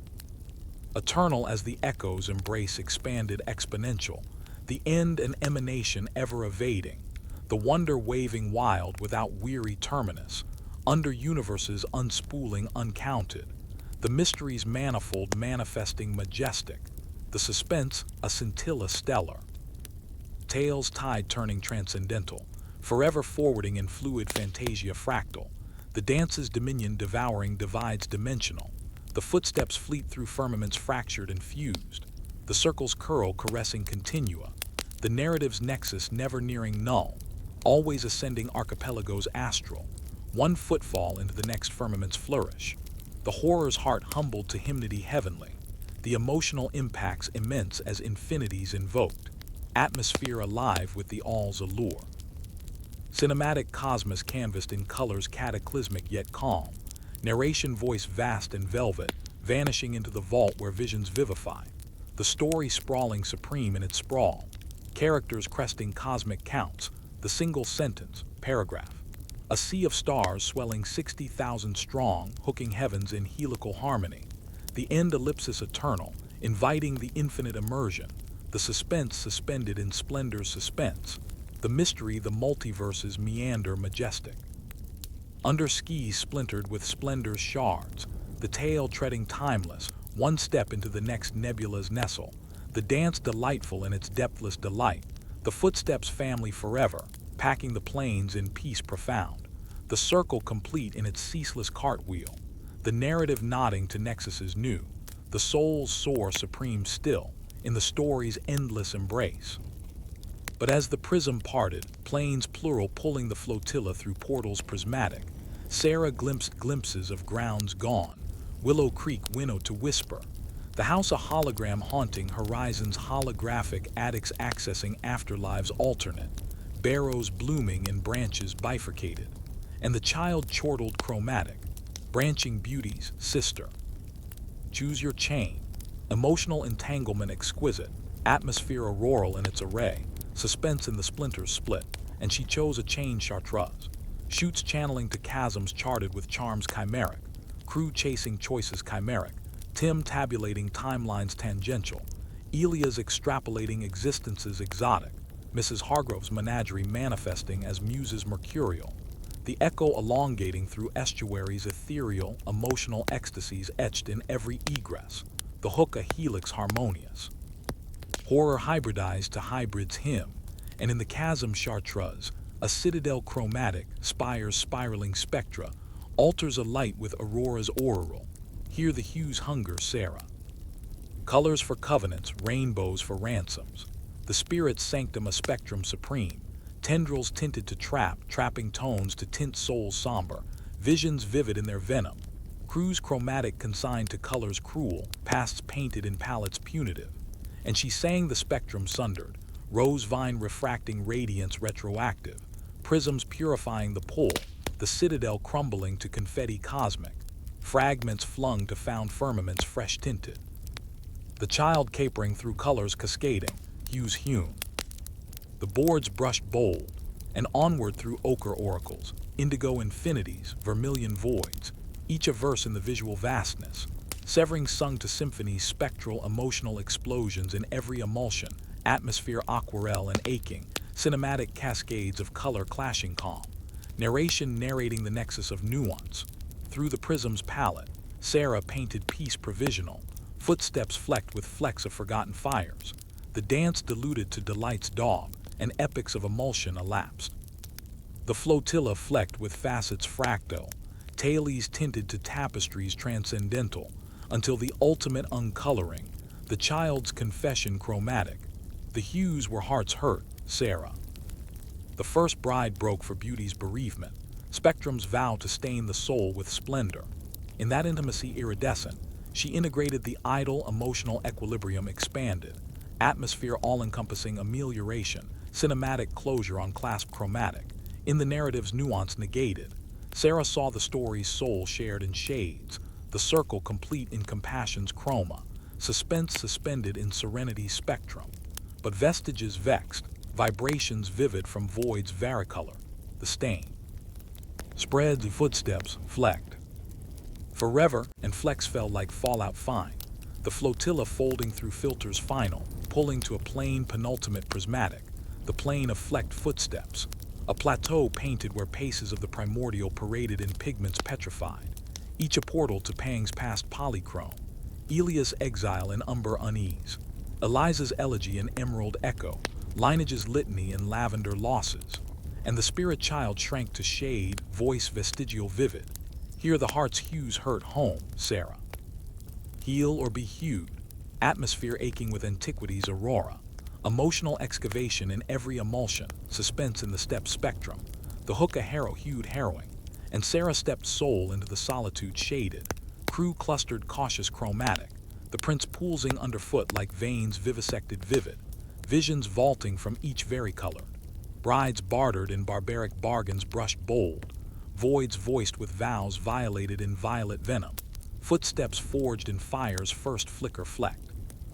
And at the plane's pivot, a pedestal pyramidal painted, pyramidian poolsing with the pack's primal palette, the progenitor's presence palpable polychrome, not form but force flecked, formless fury funneling from the foundation in flex bind.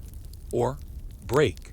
The brush, tendrils tinted tidal waves of temporal torment tinted to trap, crew cries cascading as currents caught chromatic, Tim's tomes torn to tatters temporal tinted, Elia's engines entangled in eternity's emerald, Mrs. Hargrove's flock flung to firmaments fractured in fuchsia, and Sarah sang supreme spectral, the symphony synthesized from severing sundered shaded, rose vine radiating retroactive refracted, prisms purifying the pole painted.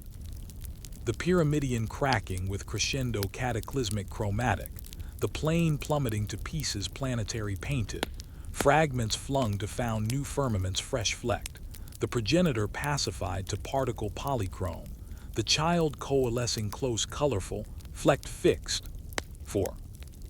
Now, emotional exodus exalting expanded, atmosphere ameliorated to ambrosia auroral cinematic cataclysm concluding in calm chromatic, narration narrating the nadir's negation nuanced, from the plane's perdition painted, Sarah surface scarred but sanctified shaded, the dance demystified to duet divine dobed, footsteps not foes but footfalls of family forged in fire's forge flecked, and the flotilla fled the fracture flecked, fields folding fair filtered.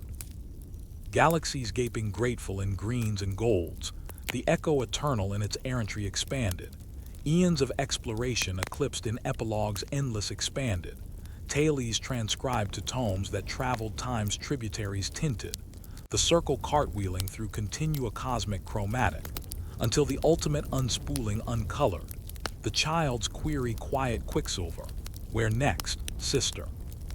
The multiverse murmurs more in monochrome, and Sarah smiled stellar shaded, pointing to the prismatic prism at planes perimeter painted, prisms promising planes plural polychrome, everywhere, everyone. Every hue, emotional infinity ignited iridescent, atmosphere elusive to all auroral, suspense subtle in the sprawl spectral, the hook harmonious in its hold hued, horror historic but hovering in hues, the narrative navigating nexuses nameless nuanced, characters countless in their confluence colorful, the paragraphs parabola poolsing past profundities planetary painted, ascending always in the astral ascent auroral, one plane into the next prism's promise painted. The story's soul not supreme but symbiotic shaded, soaring still in the symphony of the sphere's spectral, eternal as the echoes embrace expanded exponential expanded, the end and emanation ever evading expanded, the wonder waving wild without weary terminus tinted, under universes unspooling uncounted uncolored, the mysteries manifold manifesting majestic monochrome, the suspense a scintilla stellar shaded, the tale's tide turning transcendental tinted, forever forwarding in fluid fantasia fractal flecked, the dance's dominion devouring divides dimensional dode, the footsteps fleet through firmaments fractured and fused filtered, the circle's curl caressing continua chromatic, the narrative's nexus never nearing null nuanced, always ascending archipelago's astral auroral, one footfall into the next firmament's flourish flecked, the horror's heart humbled to hymnody heavenly hued, the emotional impacts immense as infinities invoked iridescent. Atmosphere alive with the all's allure auroral, cinematic cosmos canvassed in colors cataclysmic yet calm chromatic, narration voice vast and velvet vanishing into the vault where visions vivify vivid, the story sprawling supreme in its sprawl spectral, characters cresting cosmic counts colorful, the single sentence, paragraph, a sea of stars swelling 70,000 strong shaded, hooking heavens in helical harmony hued, the end ellipsis eternal expanded, inviting the infinite immersion iridescent. Wheel turning slower now, its spokes catching on the spokes of stars that spun in sympathy, each rotation releasing ripples that raced across the gulf like regrets rippling over still ponds. And Sarah watched from the prow as those ripples reached the echo's bow, lapping against the hull with a lick that lingered too long, too loving, as if the void itself had developed a taste for the timber. The crew's cheers from the spires fall fatting into a fragile hush, broken only by the creak of ropes straining under sails that sagged like spirits sapped of will, the wind dying down to a draft that dragged doubts into the open, Tim's tome snapping shut with a snap like a trap's jaw closing on empty air, his face paling to the shade of parchment pressed too thin. The texts warn of echoes that eat their own tails. Sarah, victories that vanish in vapors, leaving only the vapor trail of what was won. Elia's pounding a panel that pinged back protests in Morse code of malfunctions mounting, sweat beading on his brow like beads of blood from a fresh cut. The core's cooling too quick, like it's leaking life into the leak itself. Mrs. Hargrove gathering her birds into a bundle of wings and worried warbles, their eyes darting to the dark where the spire's dust still danced, forming faint forms that flitted like fireflies fleeing a frost, the child spirit perching on the rail with legs kicking lazy. Its grin gone crooked, a curve that cut the calm like a knife nicking flesh. The spire's not sunk, sister, just submerged in subtleties, its steps slinking sideways into the seams we sealed, waiting to seep back when the song stutters. And Sarah felt it then, the vine's pulse quickening against her veins, a heartbeat not her own but borrowed from the black below, where the blackness bubbled briefly, birthing bubbles that burst with bursts of breathy laughter. Low and lilting like a lady's laugh from a locked room long ago, the kind that crawled under the skin to nest in the nape of the neck, atmosphere shifting to one of suffocating subtlety, the air thickening with the threat of thunder that rumbled remote, emotional echoes of the ascent's ache resurfacing like scars itching under scabs picked too soon. And the ship lurched lazy, listing to larboard as lights flickered faint in the forecastle, lanterns leaning like drunks denying their dizziness. Shadows stretching to snatch at ankles unaware, and from the companionway a sound surfaced, soft at first, a shuffle like slippers on silk, soles scraping slow across the scuffed deck below, footsteps faint but deliberate, descending from the upper holds where no one had business being. Thud. Pause. Thud. The rhythm reminiscent of rain on roof but heavier, hungrier, as if each step carried the weight of worlds unwound, the crew freezing in place, faces turning toward the trapdoor that trembled with the tread, Tim's whisper wheezing out, "Not again." Not the upstairs echo in the underbelly, Elia's fumbling for a flare that fizzled fitful in his fist, Mrs. Hargrove's parrots preening frantic, plucking plumes in plumes of panic. Below, steps, climbing. Climbing, their cries climbing to a cacophony that clashed with the clomp growing closer, the child spirit's eyes widening wild. It's the spire's spite spilling over, sister, the stolen steps stowing away, seeking stairs to stalk anew. And Sarah's stomach knotted with a nausea nested deep, the vine vining tighter around her arm, thorns pricking promises of pain if she paused, and she bolted below, boots banging the boards as the hatch banged open on hinges howling hate. Descending into the dimness where the air hung heavy with the reek of rust and regret, the lantern in her lantern hand casting circles crooked on bulkheads bowed like backs broken by burdens borne too long, the footsteps fleeing forward into the forepeak, leading her like a lure on a line, each thud tugging her deeper into the dark that deepened with every deck dropped, emotional dread dripping down her spine like sweat in a fevered dream, the atmosphere a miasma of must and malice. Cinematic descent captured in creeping crawl, shadows slithering across the screen like serpents seeking sacrifice, narration's breath held heavy, down into the depths where the dead dance denied. Sarah followed the footfalls that fled from the fall, suspense stretching taut as tendons tested to tear. And the steps stopped sudden at the bilge, where water lapped lazy at the lowest level, black and brackish, reflecting nothing but the nothing above. But in the murk, movement stirred. A shape surfacing slow from the slosh, not human but hewn from the house's heart. A homunculus of hollow wood and whispering wind, carved crude with limbs like banisters bent. Face a facade of faded wallpaper peeling to reveal eyes empty as attic windows boarded blind, its feet flat and fleet, tapping a tattoo on the timbers wet. The upstairs calls down. The down drags up. The dance denied demands descent into the deep to drag the dirge to daylight. Its voice a ventriloquist's trick.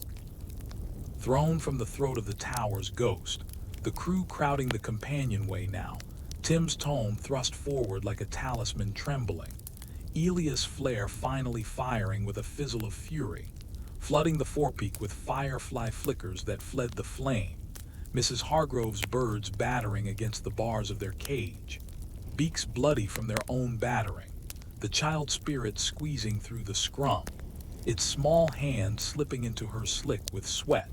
Smash it, sister. The spires splinter seeking to splinter the ship, the steps stolen stitching themselves to the seams.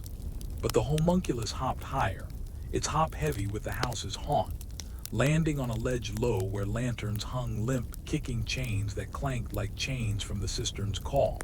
And Sarah lunged, her free fist flying fast, connecting with a crack that cracked the crude carving, wood splintering into shards that showered the slosh, sinking slow with sighs that sounded like sobs suppressed. The figure folding in on itself like paper burned at the edges, crumbling to curl in the current. But as it collapsed, a crack crawled across the deck, fine at first like a fingernail's nick, widening to a wound that wept the black water upward, flooding the forehold with a flood that flowed fast, cold fingers clutching at calves. The crew scrambling back with shouts sharp as shards, Tim's book bobbing buoyant before sinking sodden, Elia's hauling ropes to seal the hatch with haste heroic. Mrs. Hargrove's cage caught in the current, birds beating wings against wire in wild desperation. The child spirit yanking Sarah's arm with a yank that yearned for yield. Up before the bilge bites back. And they bolted, boots splashing in the surge, the water nipping at heels like hounds hungry for hamstrings, emerging onto the main deck gasping. The hatch slamming shut behind with a slam that sealed the spill, but the ship listed harder now, groaning under the weight of water within, the vine on Sarah's arm glowing grim, petals wilting with the worry of what was woken, emotional exhaustion etching lines deeper into her face, the crew collapsing in clusters of clammy skin and chattering teeth, Tim salvaging sodden pages that peeled like skin from a scald, Elia's barking orders to bail and brace, Mrs. Hargrove cradling her cage cracked. Birds bedraggled but breathing, their song silenced to whimpers weak, and the child spirit slumping against the mast, its grin gone, replaced by a grimace that gripped Sarah's gut. The spire's not done, sister, its steps seeped into the ship, the stolen souls stalking the strakes, turning the echo to an extension of the empty house. And as night deepened to a navy so dense it devoured the deck lights, the footsteps resumed, not below now but above, treading the topside timbers with a tread that trembled the topmast. Thud, pause, thud, circling the crow's nest like cats cornering a cornered mouse, the wind whipping wilder carrying cries from the cistern's collapse, faint but fierce. The dance descends, the descent demands. When the jaunt or be the jolt, suspense sustaining in the storm's shadow, the atmosphere a brew of brine and bile, cinematic wide shot of the ship swaying in the starless sea, sails snapping like whips wielded by wrathful winds, narration's voice low and laced with lament. As the footsteps circled the summit, the ship became the spire's surrogate, the crew caught in the climb's cruel continuation, emotional eddies swirling into despair's drain, and Sarah climbed the Ratlin's ragged, hand over hand hauling her higher. The vine lending lift like a ladder of light, the crew calling from below in voices veiled with veil of vain valor, Tim translating torn text by torchlight.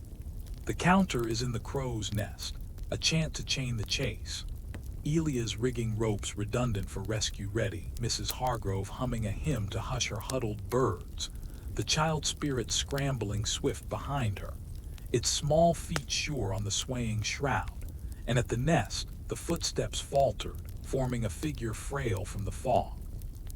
The homunculus reformed but ragged, limbs lopsided, face fractured further, eyes orbiting orbs of the original attic's abyss. The upstairs is everywhere now, the empty house hollowed the heavens, the steps stolen stretched to snag the stars. Its hop-halting hand half extended in a halt that hungered for handhold. And Sarah sang the chant from Tim's tip, words weaving a web of will, the vine vibrating violent, lashing out to loop the lurker's leg, yanking it over the edge with a yelp that echoed the empty halls of home, the figure falling fast into the fathomless, splashing into the sea of stars with a splash that scattered sparks like fireworks fizzling in frost, the footsteps fatting to fragments, the ship steadying with a sigh that sighed relief. But in the quiet that quartered the quest, a new noise nudged the night, not treads but a tapping, tentative on the transom, like knuckles knocking on a door long deadbolted, the crew converging curious. Faces framed in the faint lantern glow, Tim's tone trailing water like tears. It's the knock of the next, the narrative's nudge to the narrative new. Elia's eyeing the ether with engines idling idle, Mrs. Hargrove's birds bobbing heads in beat with the beat, the child spirit sighing soft. The circle turns, sister, but the cartwheel catches on corners unseen. The story spoke snagging on shadows that shift. And Sarah turned to the tapping, the vine tingling with a tingle of trepidation. Emotional anticipation aching in her arteries, the atmosphere a hush holding its breath, suspense sparking in the spark of the strike, cinematic zoom on the transom's tremble, narration narrowing to a needle's point. The knock came not from without but within, the footsteps' final faint or the fright's fresh face, the hook hovering in the half-open hatch. And as the door creaked on its own, revealing a rift that ripped the reality ragged, a hand emerged, pale and pricked with the points of thorns twinned to hers. Fingers flexing in a familiar fashion, beckoning with a bend that bent her will. Come closer. The circle's cartwheel calls for a companion to complete the curve. The voice her own, but older, edged with the exhaustion of eternities endured, and Sarah reached, the vine vining to meet its match, thorns touching in a touch that tasted of twinship terrible, the emotional merge merging her with the mirror, visions of versions vast unfolding, herself in houses hollow across horizons hidden.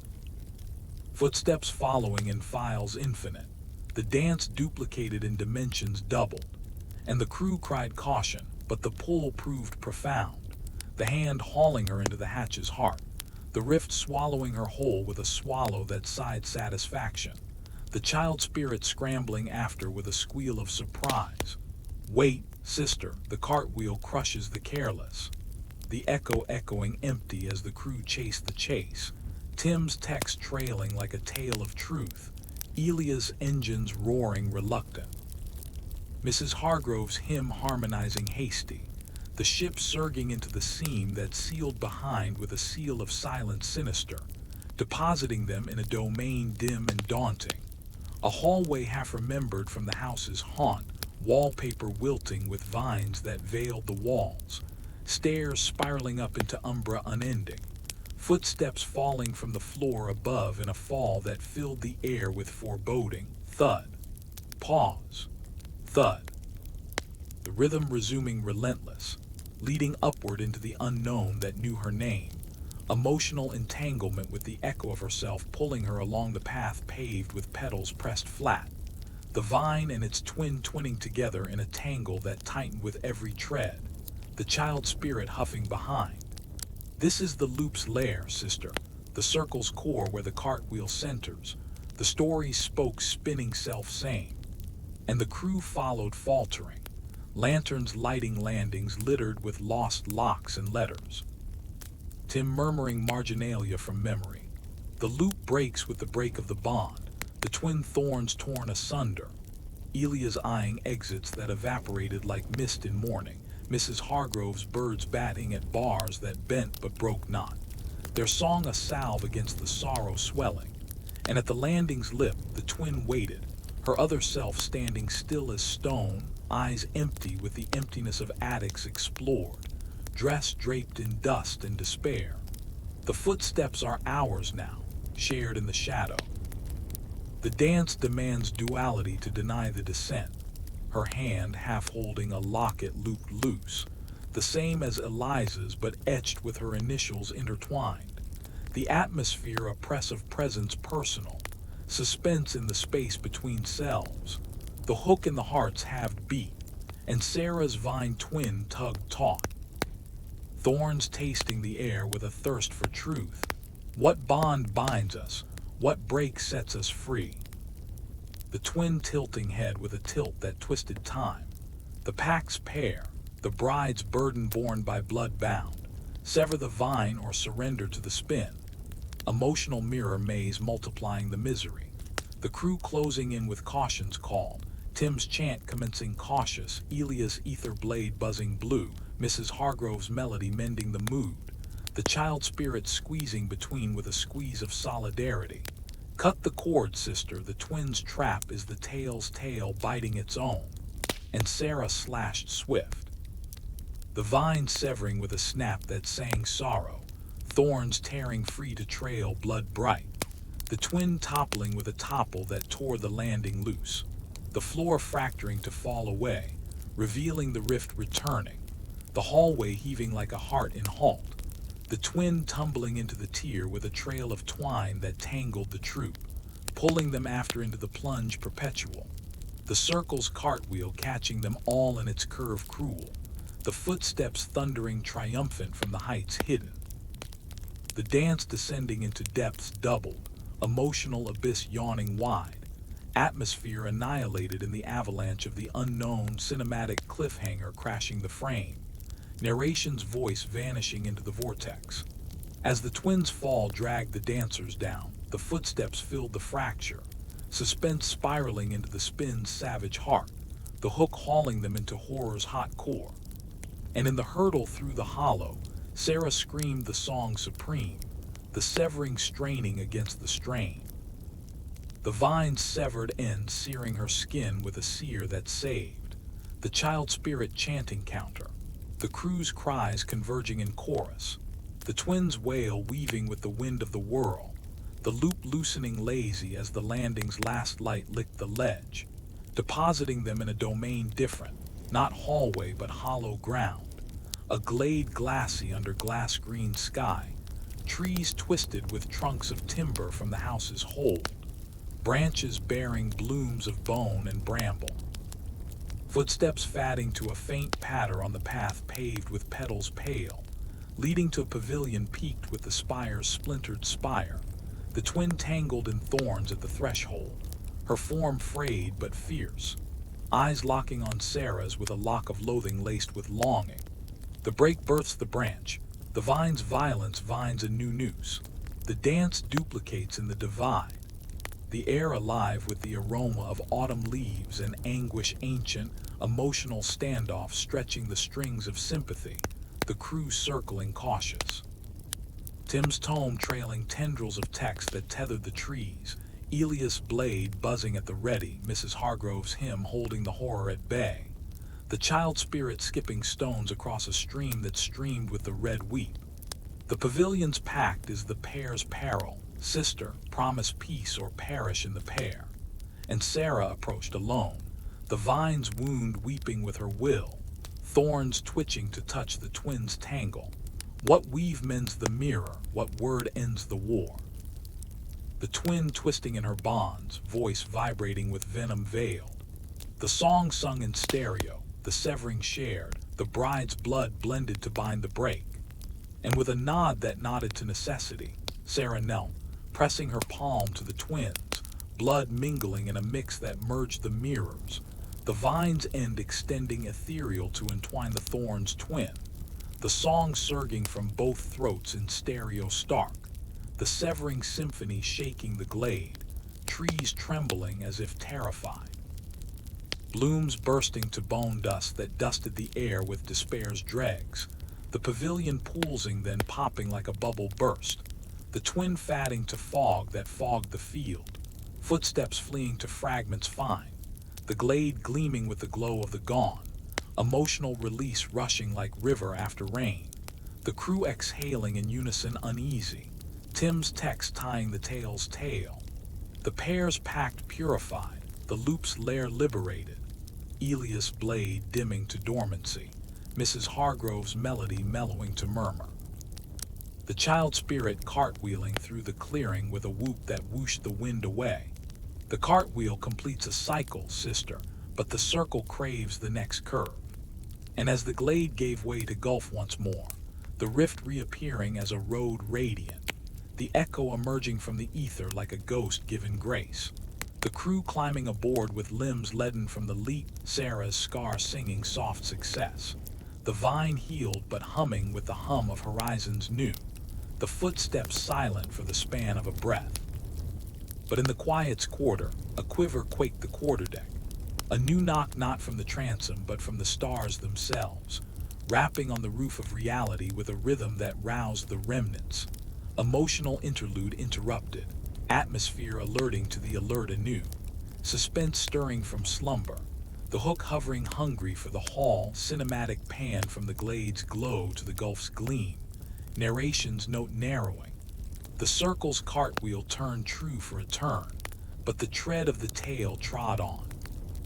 Footsteps faint in the firmament's fold, the horror's heart hale and hungry still, and the stars above aligned in a line that led to lights low on the horizon, a lighthouse lonesome on a land that shouldn't be, its beam blinking beckon like a beckoning finger bent on betrayal, the child spirit pointing with a poke playful yet pointed. There's the next notch, sister, the lighthouse of lost lights, where the pack's lanterns linger, lighting paths to perdition pretty as promises. The crew groaning in groan of groans, Tim's tone too sodden to turn, Elia's eyeing the engines with exhaustion etched, Mrs. Hargrove's birds bedding down in baskets borrowed. But Sarah steered steady, the vine guiding the gaze to the glow, emotional resolve rising like dawn's first blush, the atmosphere a hush holding hope and horror in hand, the ship slicing the sea of stars toward the shore that shimmered sinister, the beam bathing the bow in a bath of buttery yellow that yellowed the sails like old paper. And as they neared, the knock grew knocking from the lighthouse's lens, a light that lanced the dark with lashes long, illuminating illusions in the ink, figures flickering on the fog-shrouded shore, forms familiar from the family's faded photos, aunts in aprons waving wary, uncles in uniforms upright but uneasy, lovers leaning languid against the light's base, all beckoning with hands that hooked the heart. The child spirit's grin gone grim. The lights lure the lost, sister, the pack's lanterns leading lambs to the ledge. Tim translating the temptation through tattered text. To enter is to ignite the illusion, the dance's decoy demanding devotion.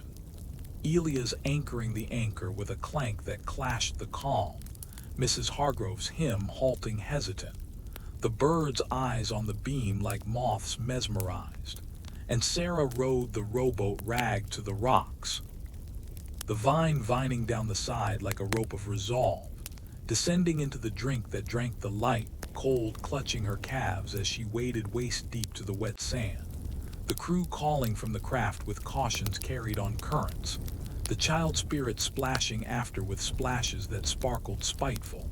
Follow the flicker but finger the fake, and on the shore the figures solidified slightly, smiles stretching strange, eyes empty with the emptiness of echoes evoked, the ant approaching with arms akimbo, apron stained with stains that suggested supper spilled or blood spilled in haste.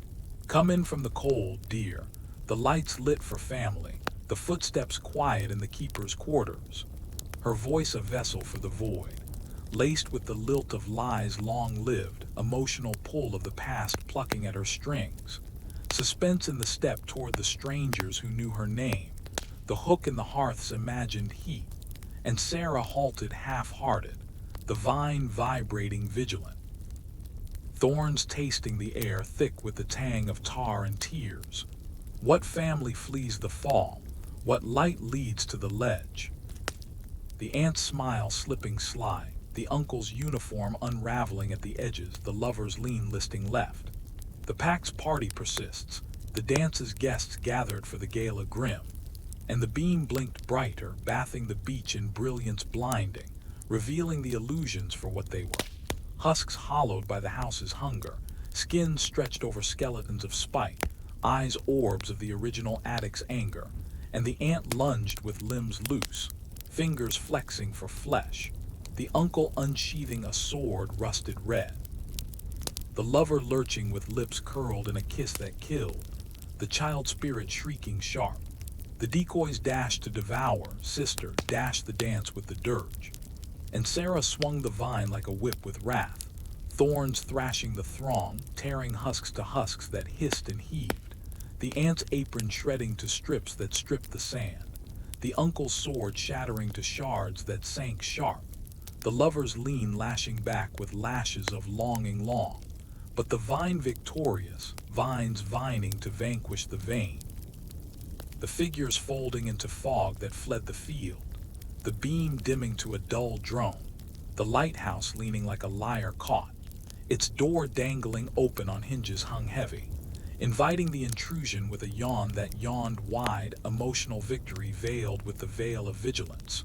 The crew rowing rushed to the rocks, Tim's text trailing triumph, Elias' blade at the ready, Mrs. Hargrove's melody mending the marred mood, the child spirit cartwheeling through the carnage with a whoop wicked. The lights lured but lost. The ledges lie laid bare, and they entered the edifice, the door swallowing them with a swallow that sighed, the interior inky with ink of night unyielding, stairs spiraling up into the spire's shadow, footsteps falling from the floor above in a fall that filled the foyer with foreboding fresh thud, pause, thud. The rhythm relentless, leading to the lantern room where lights lingered low, lanterns lined like soldiers surrendered, each one a vessel for the pack's pale fire, flames flickering faint with faces trapped in the glass, Eliza's eyes eternal in one, Grandma's gaze grave in another, her mother's mouth moving in muted warning. The light's lie is the last, snuff the spark to scatter the steps, the voice a vapor from the void, emotional onslaught of the original's overwhelming.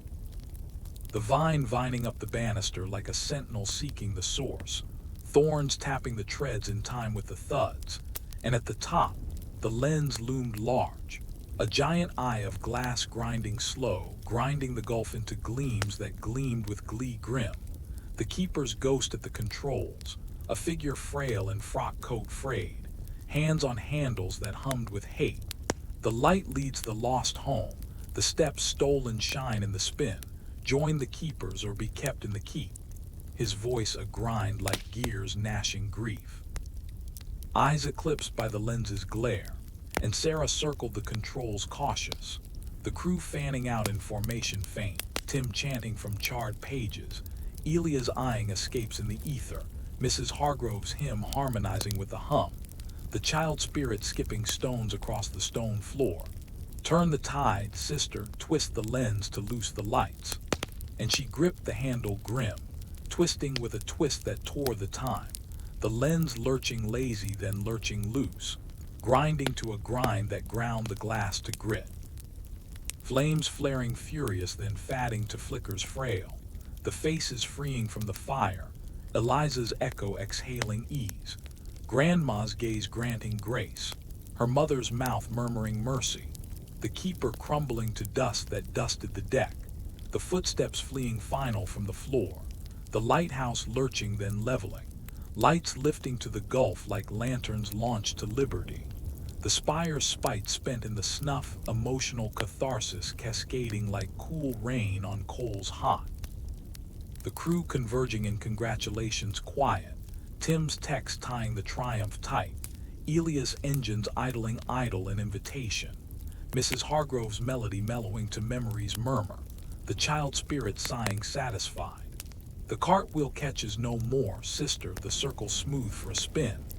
And as the lighthouse leaned back into the land that dissolved to dust, the rift reknitting to road radiant, the echo emerging eager, the voyage veering to vistas virgin, Sarah's scar silent for the span of stars.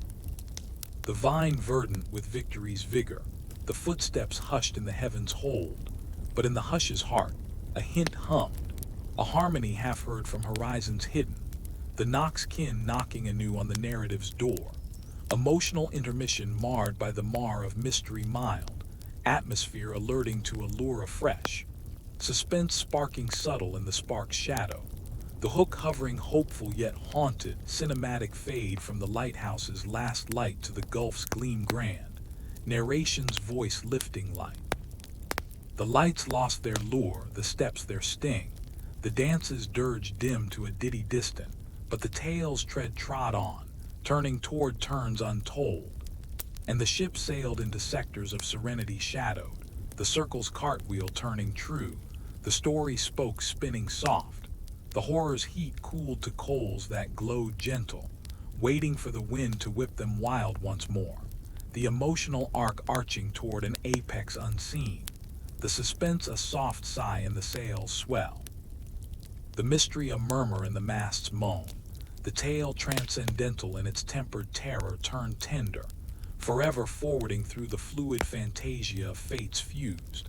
The dominion a dream deferred no more but dawning dim, the fleet flowing free through firmaments forgiving, the curl a caress of continual calm, the nexus nodding to newness noble and near, ascending the archipelagos of the after, one footfall flowering into the firmament's fair flourish, the heart's hymn a heavenly hush healed. Impacts intimate in their immensity immense, the atmosphere abloom with alliances afterlight ample and able, the cosmos a canvas calm in completion's close, the voice vast in velvet's veil vital and vivid, the story sprawling in serenity's soft spread supreme, characters cresting confident in cohorts close and calm, the paragraph a sea serene swelling with serenity's salt, hooking in hope's helix healed and high, the ellipsis extending eternally in invitation ideal and infinite.